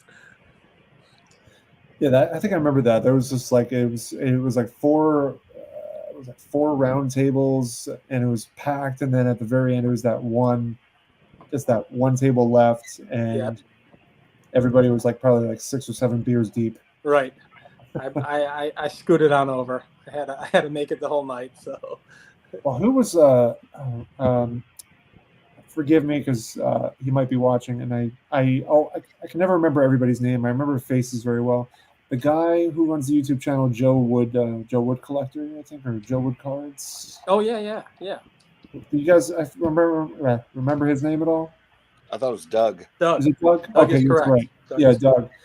So Doug, he brought some amazing stuff with him, and I remember at the gathering, YouTube, like everyone's popping their cards out, putting them on the table, and as soon as he put his cards out, everyone's like just rounded the entire table, and there was nowhere to go. Right. What is this? Yeah, it's the quiet guys who just drop it on the table and you go, Yeah. My goodness, what is that? The Arkansas boys. That must be how you spell Arkansas in Missouri. Yeah. But I remember there was like 2 guys from West Virginia that were hanging out. I forgot their names, but yeah, they were at the table. There was another. One of them was a dealer, and he was at the show the next day. And I was just there for the laughs at that point in time. That was phenomenal. Believe it or not, I was quiet as a church mouse, just listening. So, John, I have a question for you. How are things looking for you for your plan to get the Ruth in Cleveland? Well, I'll be coming with the budget I would need for the condition that I, need to settle for, which, the specific card I'm hunting in authentic, either PSA, SGC. It's got to have probably one of the borders missing on the left or right for it to be in my price range, which would be 2,500 ish to 3K. So, that's, if I find it, great. If not, I'll probably spend some money on looking for something else rare of one of the, inner circle first Hall of Fame type guys. So very cool. That is awesome. Good, man. Pulling for you. I hope you find one. Thanks. John, are you going to be there all 4 days? I am arriving Tuesday morning and not flying out till the following Monday morning. Okay. Yeah, in it to win it. I'm there to hang out with the guys. And, Are you going to the Guardians game that night? Because apparently there's like a group going. I can't see how we're going to make it because Adam Vintage Sanctuary and I are ending up on the same plane. But they gave us a 4-hour layover now in Denver, so that we're not even arriving then Tuesday until like 5:15 is the landing scheduled for Cleveland. So. Yeah, so those layovers on the Kombucha Airwaves are pretty crazy.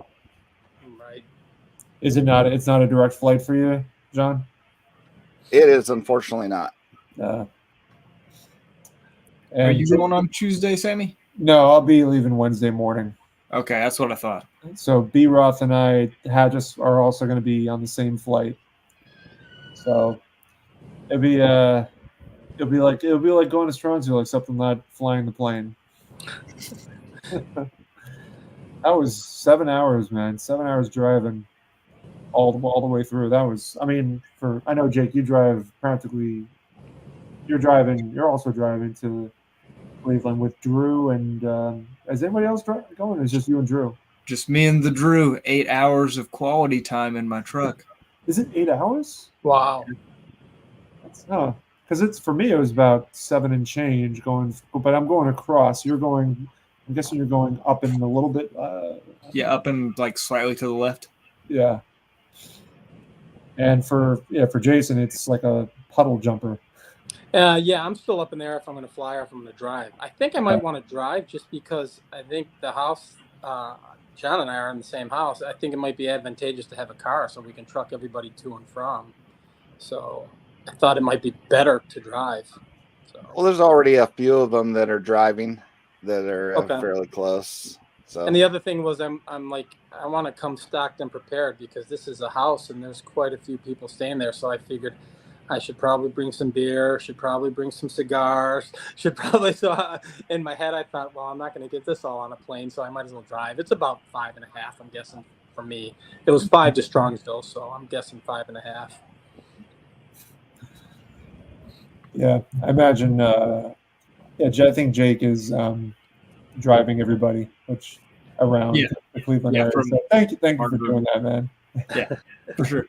We'll throw you some gas money and a few transagrams. Transagrams. Oh man.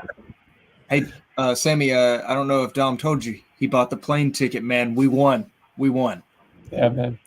Yeah, official. Is it non-refundable? We didn't say that. We just said I purchased a plane ticket. No, I'm playing. No, but yeah, unfortunately, it's the same thing. Like there's no direct flights to Cleveland, so have to do a little layover, but I'll get there. Yeah, that's the thing. I guess I don't have the power of persuasion. When I asked Dom initially, I'm like, "Hey, you want to room again?" He goes, "Nah, I don't think I'm going to go." And then all of a sudden, Jake's like, "Hey, guess who's coming?"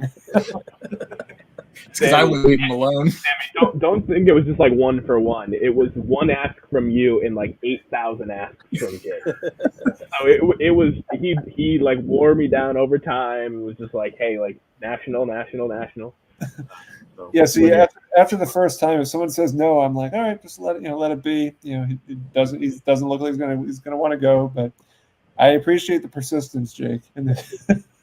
I flipped the switch because of Strongsville.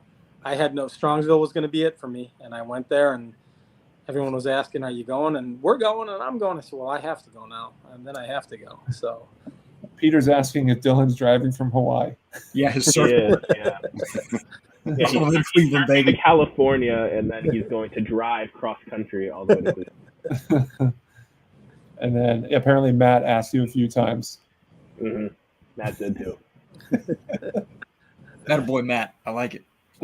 Yes, I had about 8,003 asks to go from 3 people. Team effort. So what is on the radar for you, Dom, at the National? So, like, the one, I guess, like, target that, like, something that if I see it for the price that I want, I'd probably pick it up first would be the 63 French Bauer milk cap, Frank Robinson. If I find that for a reasonable price, I would probably jump on it. But otherwise, like, I'm just trying to stay flexible because there's so many different pockets of my collection I can add to, so many things that I won't expect picking up, like my Nelly Fox tobacco pouch last year. Like, things are going to pop up. And I'll just try to make my hobby dollars that I have available go as far as I can and pick up the cool stuff. I'm surrounded by friends, hanging out, so it'll be a great time regardless. There's no such thing as a bad national. I just want to bring up what that milk cap looks like because it's pretty cool looking. So yeah, they're pretty nice. You probably saw this already on eBay, but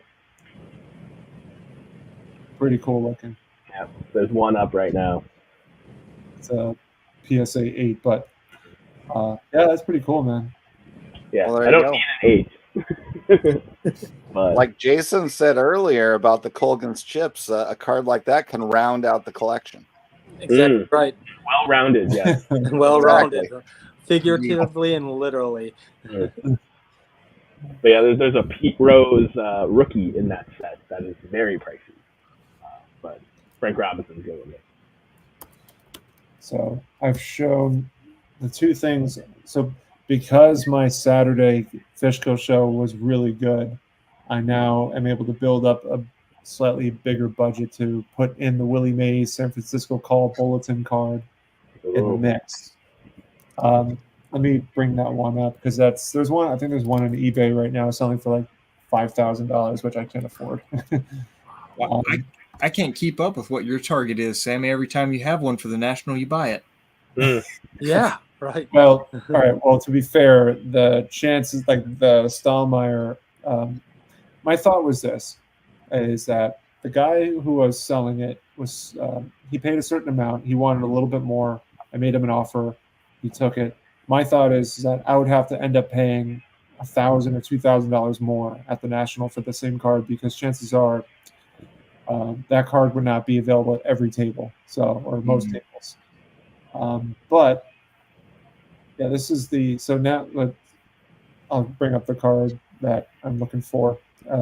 Besides the Bazooka Seaver, this is the one I was referring to. Let me see. Yeah. I had no idea about this set prior to Strongsville. It wasn't until I got the Orlando Cepeda that it surprised me, and I'm like, that's a cool looking set. It's very similar to the 54 Journal Americans. They look very similar style. The serial number and I think there's like a tab on the back side if I'm not mistaken. But let me bring that up. Yeah, the stub. So with the schedule. Yep. Yeah, they're so cool. Yeah, and then when you get the maze, you can sell me the spider. We're looking for that one. Yeah, I might do that because we'll see. We'll see. In there, don't you have the Monty Irvin too, or is that the Journal American? That's the journal. That's the American. Journal That's the Journal American. American. Okay. Here, I'll fetch that one. Oh, it's Those are really cool. Yeah, there's a few different years that are like newspaper style, like that. let's see. Alrighty. That would fit well in your Hall of Fame type collection, Dom. Oh yeah. Gotta just keep filling the well-rounded collection, you know. That's it. There it is. Here you go. Yeah, they're cool. Yeah, that's cool. Yeah, this was probably the best. I bought the Monty Irvin was included in a lot that I purchased of a bunch of these 54 Journal Americans, and I thought this one was the best conditioned one, so I decided to grade this one. And happy with the 6. I mean, Oh, that's fantastic. Cool. yeah, and it goes well with the. Let me see. I gotta put the combination in to get the card out. Let's see. Talk amongst yourselves. I gotta find the card. Talk amongst yourselves. Based on the beep, I know the code now, Sammy. Just by the beep, I know what number it is. Mess that up. Oh, there we go. Oh yeah. Thank you, John. I only have 2 hands. I figured as much. Yeah. So. Yep. One is PSA. The other one's SGC. Ever since I was guilt tripped to about crossing over to SGC, I've decided to keep the maze in a PSA slab for the time being. If you change your mind, I can help you. Well, you're gonna crack it? Duh. Oh man. John, you're a uniform guy, right? It's all SGC for you, correct? That's important for you? Yeah. Yeah, that's what I thought. Yeah. I just like the way the slabs look. That's just my way of thinking, but yeah. I prefer them as a grading company in general overall, but whatever it's in, I typically just keep it. I don't go above or beyond to be one or the other. But I guess I shouldn't say that. Most of what I send is to SGC. So This is the one I'm trying to move, but I'm in no rush. If I get the right price for it, the Monty Irvin 50, I thought it was a 54 Stahlmeyer when I bought it, but it turned out to be a 55. But either way, it's still is there a scarcity difference? Is 54 more scarce than 55? about the same, I think, Okay. as far as grades go. They don't. I mean, the last one that I saw that sold in auction was through REA, PSA 2. So, but yeah, I did see a Monty Irvin Stahlmeyer at the Strongsville. It was some guy had a raw one sitting next to a Duke Snyder. Wow. What Rick just said in the comments, I'm actually really excited to find out what that is. I just want to know what he's moving because he's got all kinds of stuff. Well, I will be happy to send the link to Rick right now if he wants to jump on, because I'd be dying to know too. So, Rick, I'm sending you a text message. I find this to be eerily similar. Like everybody's bringing cars to sell, and there's a strong possibility if you see these people before the show, you might not even get your money to the show. So it's almost to the point where there's stuff out there that you know, and if you know who it's coming from, even better yet. So. Yeah, if it's a card you've been looking for and you can get a good deal and Right. pay a friend as opposed to a dealer, I mean, you can't go wrong there. Exactly right. I know in Atlantic City, I bought off Jake and Brian during the YouTube meetup on Thursday night. So What'd you buy from Brian? stuff happens. What'd you buy from Brian? From Brian, I bought a 49 Bowman Dom DiMaggio. Oh wow! So that was a cool card with a nice red color match situation. And then I got my one and only Bobby Dorr playing days card from Jake, the 49 leaf Bobby Dorr. So it's cool to pick up those from some friends. Yeah. Rick's gonna be selling a bunch of Brock Purdy's and Patrick Mahomes out of his Zion case. Yeah, some Joe Charbonneau. Great. Some Steph Curry refractors. Is that what he's got? Zebra printed prisms and all that good stuff. He's gonna trade Jeff Wilson some Steph Currys for some vintage cards. Smart move. Yeah.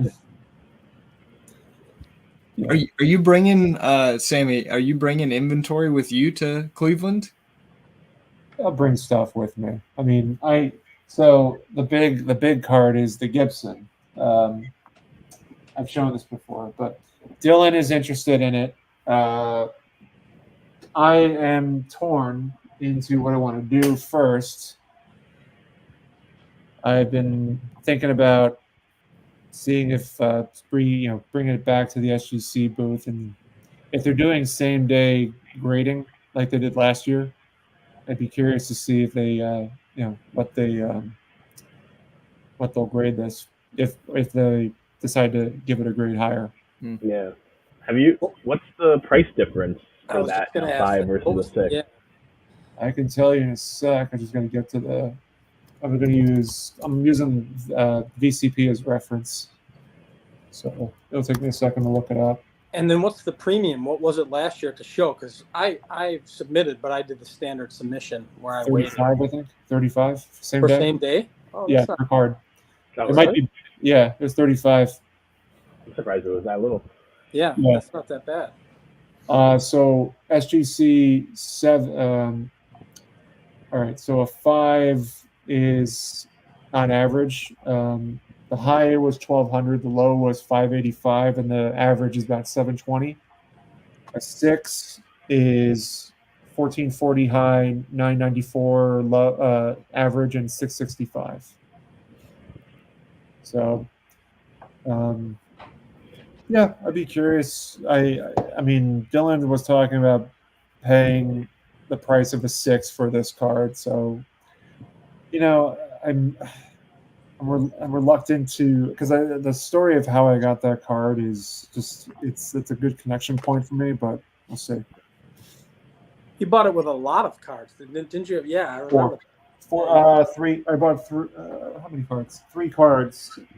It was was there a Musial in there as well? Did you? It was 59 Musial. Yeah. It was a 58 Cepeda, 59 Musial, and the Gibson.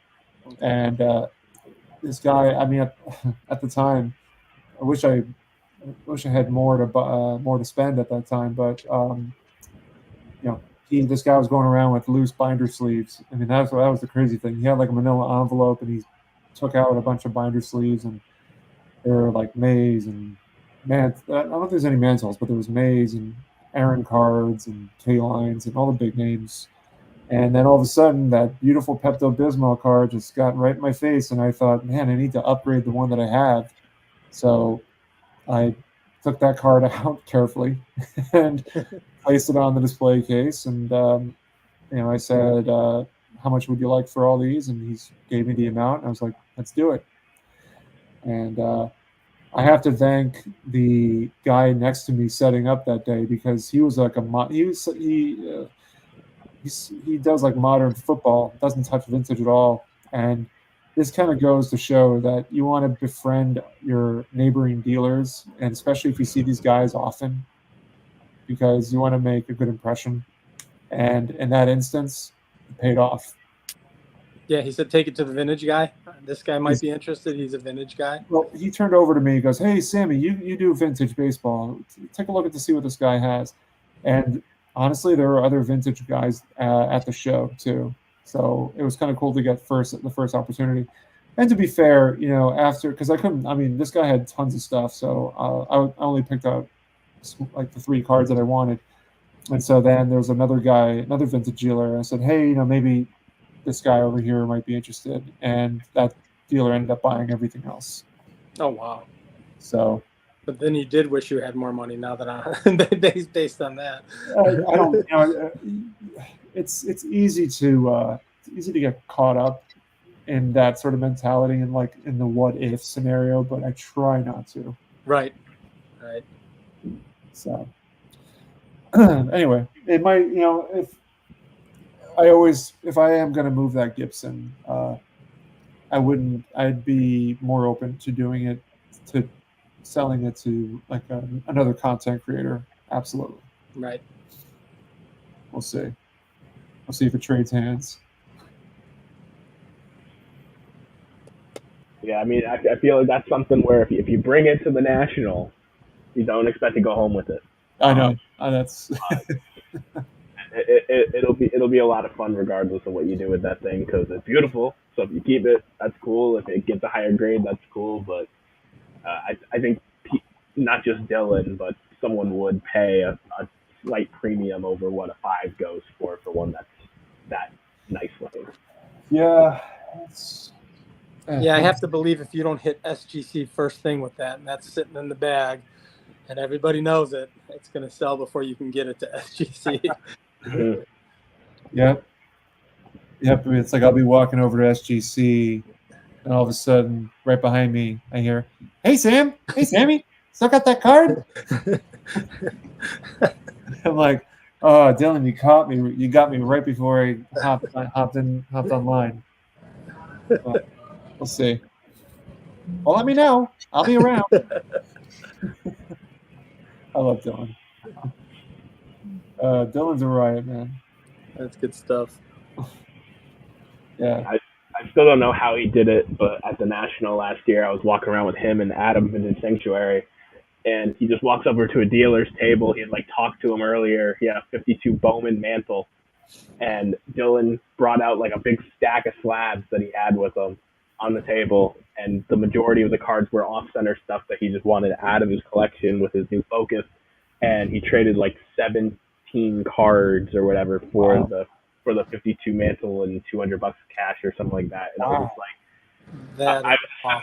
was just like, I was just like, I get it if that mantle's been sitting in your case for a while, like maybe you just want to diversify the inventory so you have stuff that can move to a bunch of different people, but Dylan made out like a bandit, and I was just sitting there watching it. That's awesome.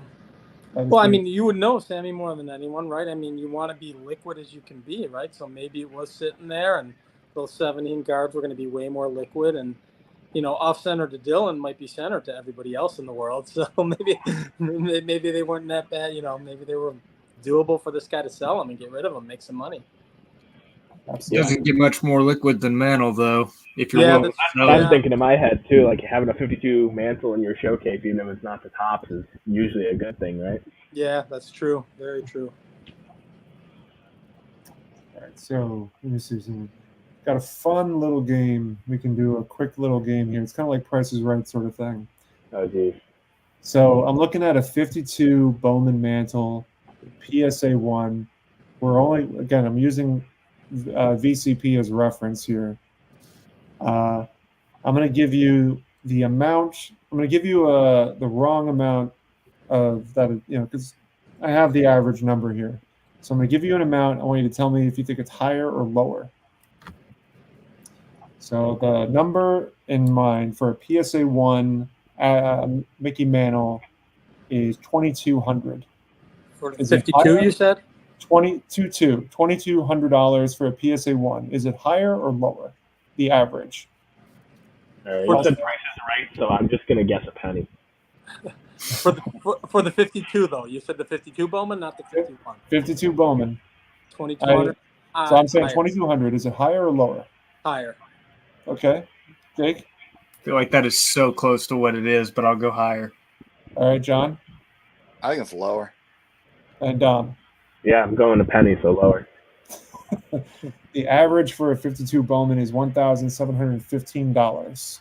I win. Wow. Now John was probably closer. Shoot, a little bit of saving on my end, and that gets to my realm then. I got another one for you here. So we're going to go with our classic 1957 Brooksy Robinson. Oh, man. Using PSA as our guide still. A PSA 6. Now I have no idea. I know. All right, so the number in mind is $875. Dom, high? You're saying higher? Above. I'm saying lower. Lower, John? I'm going to say higher because people are stupid about this investor grade BS. That one's technically above investor grade. So for those Right. that said higher, they are right. It is higher. Anybody want to take a guess on what it is? What the average would be? I guess it's around $1,000. $1,200. Okay. I would have never. So in my head, I'm thinking, what's a 4 go for then? If we're talking 6, Too much. I'd say 1,100, and that's crazy to me. I'm with John on this above investor grade stuff. That's nuts. The average price is $954.85. Okay. What is a 4, Sammy? On A that 4 averages at $496.09. Yeah. This is a fun exercise for me, Sammy, because these are cards that are pretty much above my firewall. Right. So I don't really look at the prices or what they're selling for. I just know Yeah. I know it's more than I'm probably gonna pay. Right. Even for comps, I don't ever look at anything graded above a 2. So I have no idea. Ask me about like a 59 Musial and a 4. That I can pretty much nail. But I feel like that'd be so tough though. All right, I got a fun one for you guys. 1961 Juan Marichal.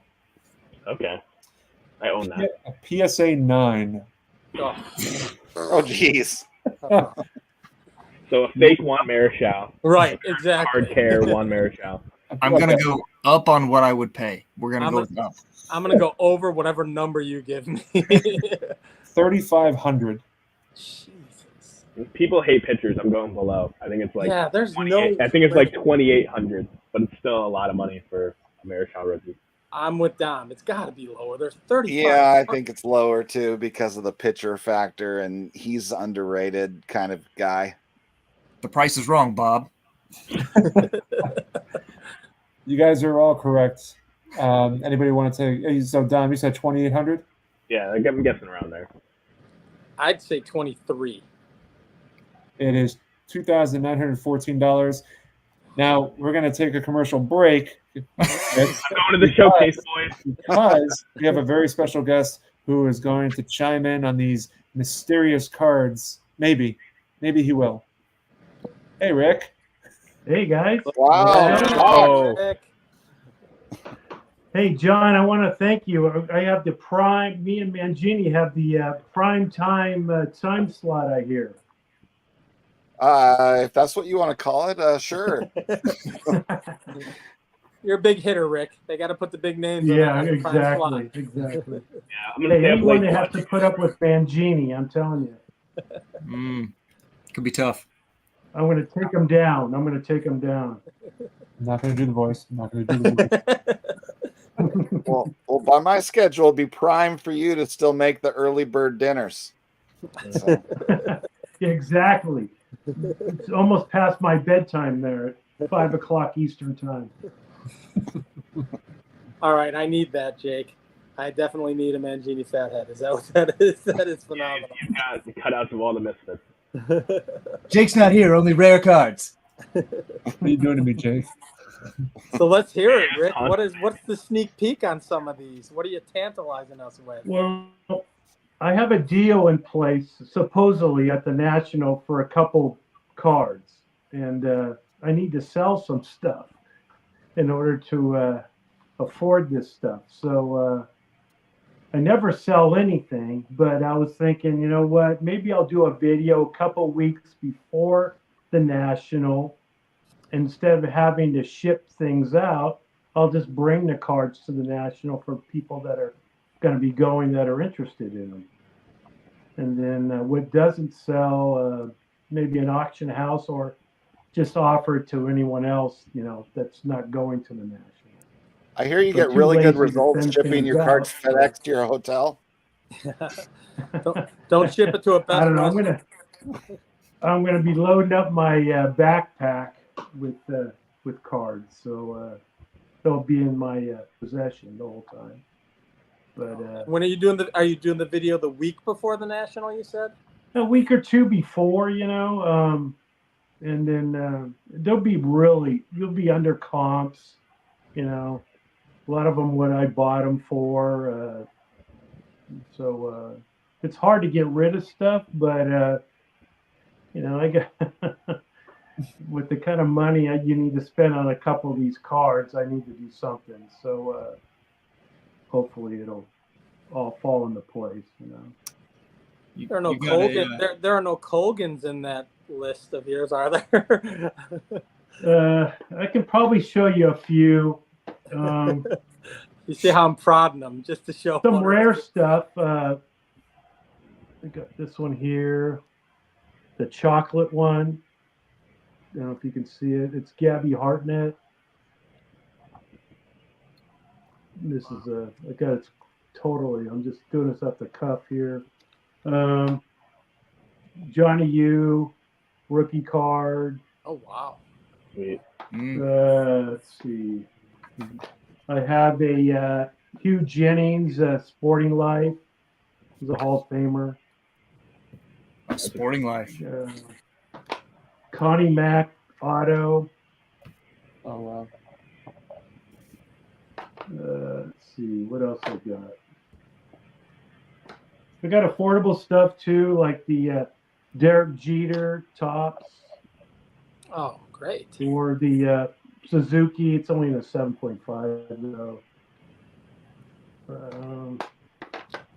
Let's see. Got the this one you don't see all the time. Clemente memorial postcard. Does Theo have one of those guys? That's exactly what I was just going to ask. Yeah. I'm not sure. Let's see. Show me the Greenback Jordan's Burke Ross. This is really cool. Not Jordan, but pre-rookie card of Bob Cousy, Burke Ross. That's pretty cool. That's cool. Oh, this one is the Bob Feller propaganda. Call me Rick. The Montino. Rick, Theo wants dibs on that Clemente already, just so you know. I got the Ruth, Max Schmeling and Ruth here. Oh gosh. Let's see what else. Oh, this one's really tough. But talking about rare, is a Rogers Pete Herb Pinnock, who's a Hall of Famer. Mm-hmm. These are really tough. They're really good Here you go, Tom. for let's see what else I got. I have a Mano. It's only in a 2. Oh. I haven't priced these yet, but I got the Aaron Rodgers rookie. Okay.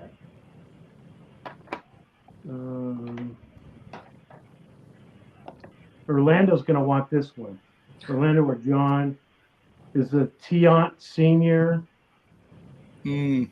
Oh, These yeah. are really tough. I got this one at the National. Shoot. Is that a Deportivo, Rick? Pardon me? Is that a Deportivo? Yeah. Yeah. ATN Senior? I got that one at the National. George Burke, Charlie Gehringer stamp.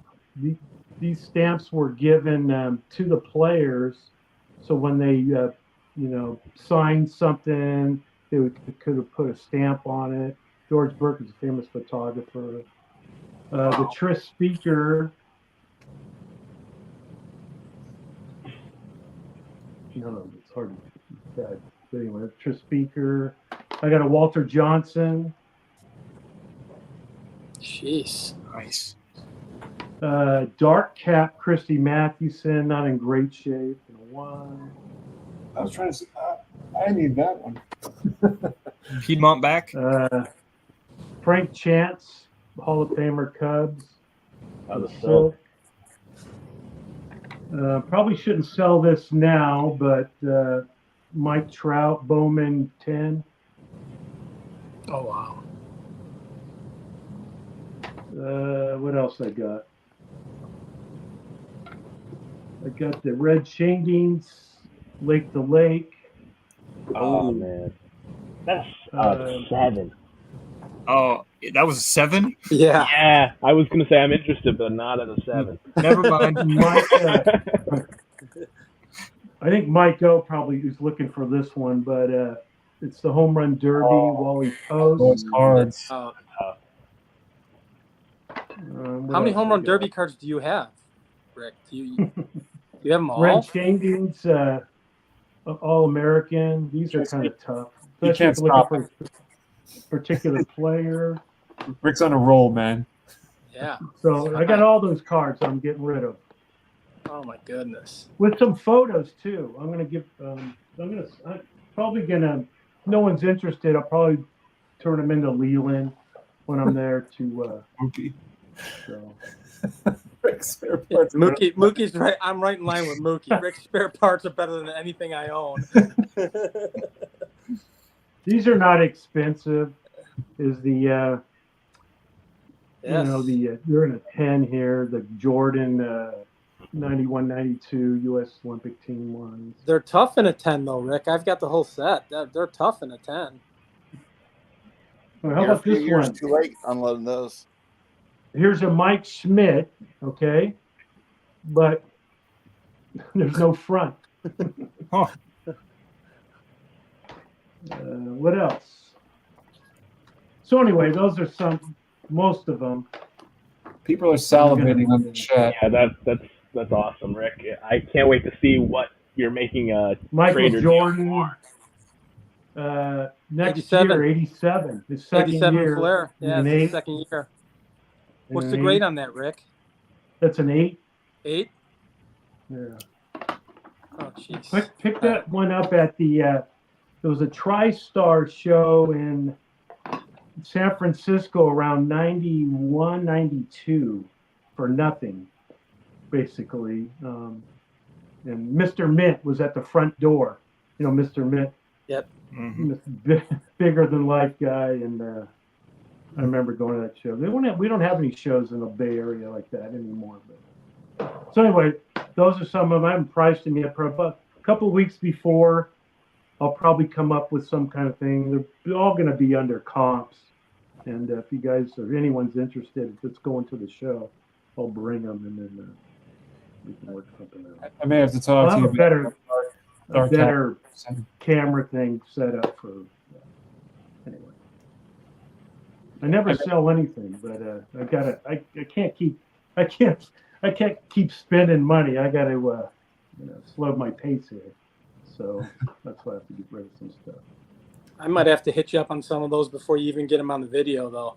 I'll have to send you something or shoot you an email or something. Yeah, the dark Cat Mathewson. I have the white Cat Mathewson, but not the dark one, so that'd be a good counterpart. This one's kind of a beater, but I don't know. It's okay. It's a That's my world. You know? Yeah. Beaters are my world, Rick. These are all not doubles so much. A lot of these I have a card in that set, so I don't need to, that's what I'm getting, if I have let's say I have a Ruth in the set, then I'll just get rid of or a Cobb or something. I don't need, 2 in the same set, so I have a different player. If you decide to Like the move a Wally green, Post. Like the Wally Post. I've had this one forever, the Wally Post. But these are tough, Yes. the home run derby cards, and any of them. You don't see them too often. They're out there, but it's not like you. A lot of replicas, all the too, of time. those cards, if I'm not mistaken. There's Yeah, ton they did of a replicas. reprint set in '88. Yeah. Rick, do you have the home run derby Willie Mays? Yeah. So that's kind of why, I don't. If I'm going to get rid of something, it's going to be something that's. I might have something the same set, but a better player type thing. Yeah. Anyway, that's just mine. you got a Tito 6 Cobb, Rick. I have a red Cobb, but I was gonna do. I had a strip card cob, but I pulled it back. I'm not gonna sell.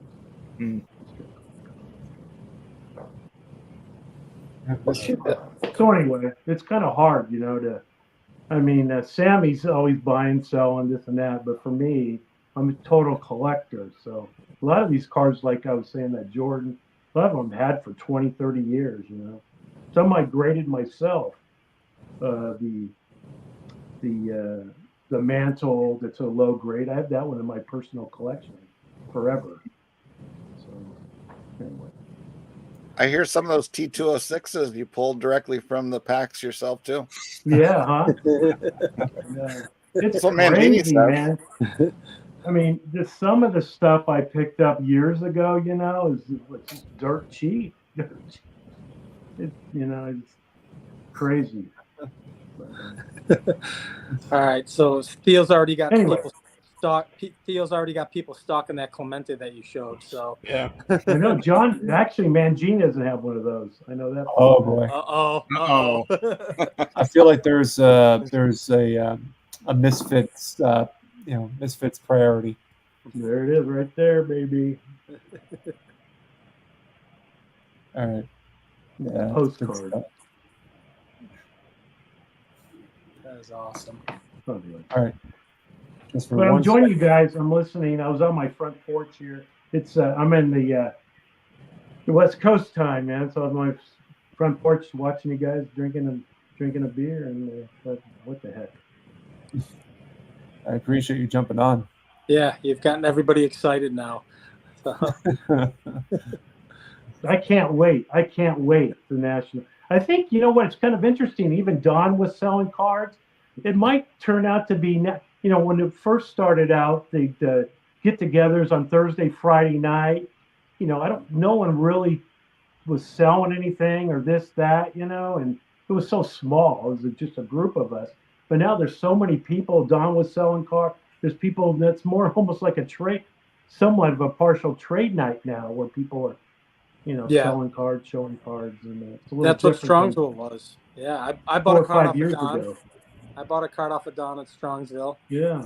I bought off of B Roth as well. So yeah, exactly. So what the heck? So Mookie's asking Rick, what's at the end of the rainbow? What are you trading into? I can't, I'm not going to say because I want to make sure it works out. I don't want to say, hey, I got this. You'll see it. On Thursday, there's a couple cards and you'll see it if it works. There are a couple rare cards, let's say. Anyway. I'm looking forward to it. Yeah, that's awesome. Yeah, looking forward to seeing all you guys, man. If you haven't been to the National, it is so much fun. It is so much fun. So I've just never been as a content creator. So this will be my first time as a content creator. Get ready for photo ops. Yeah. Well, I'm going to be the one asking everyone to take pictures. So take a picture with me. Take a picture with me.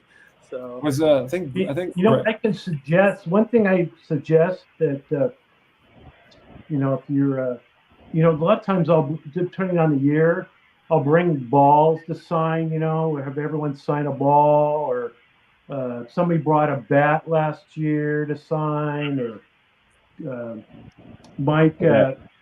Canadian Cards brought a helmet. It's kind of cool, pass it around and everyone signs. Yeah. I have a couple of balls on my shelf here from people, Pepino Man saying some, I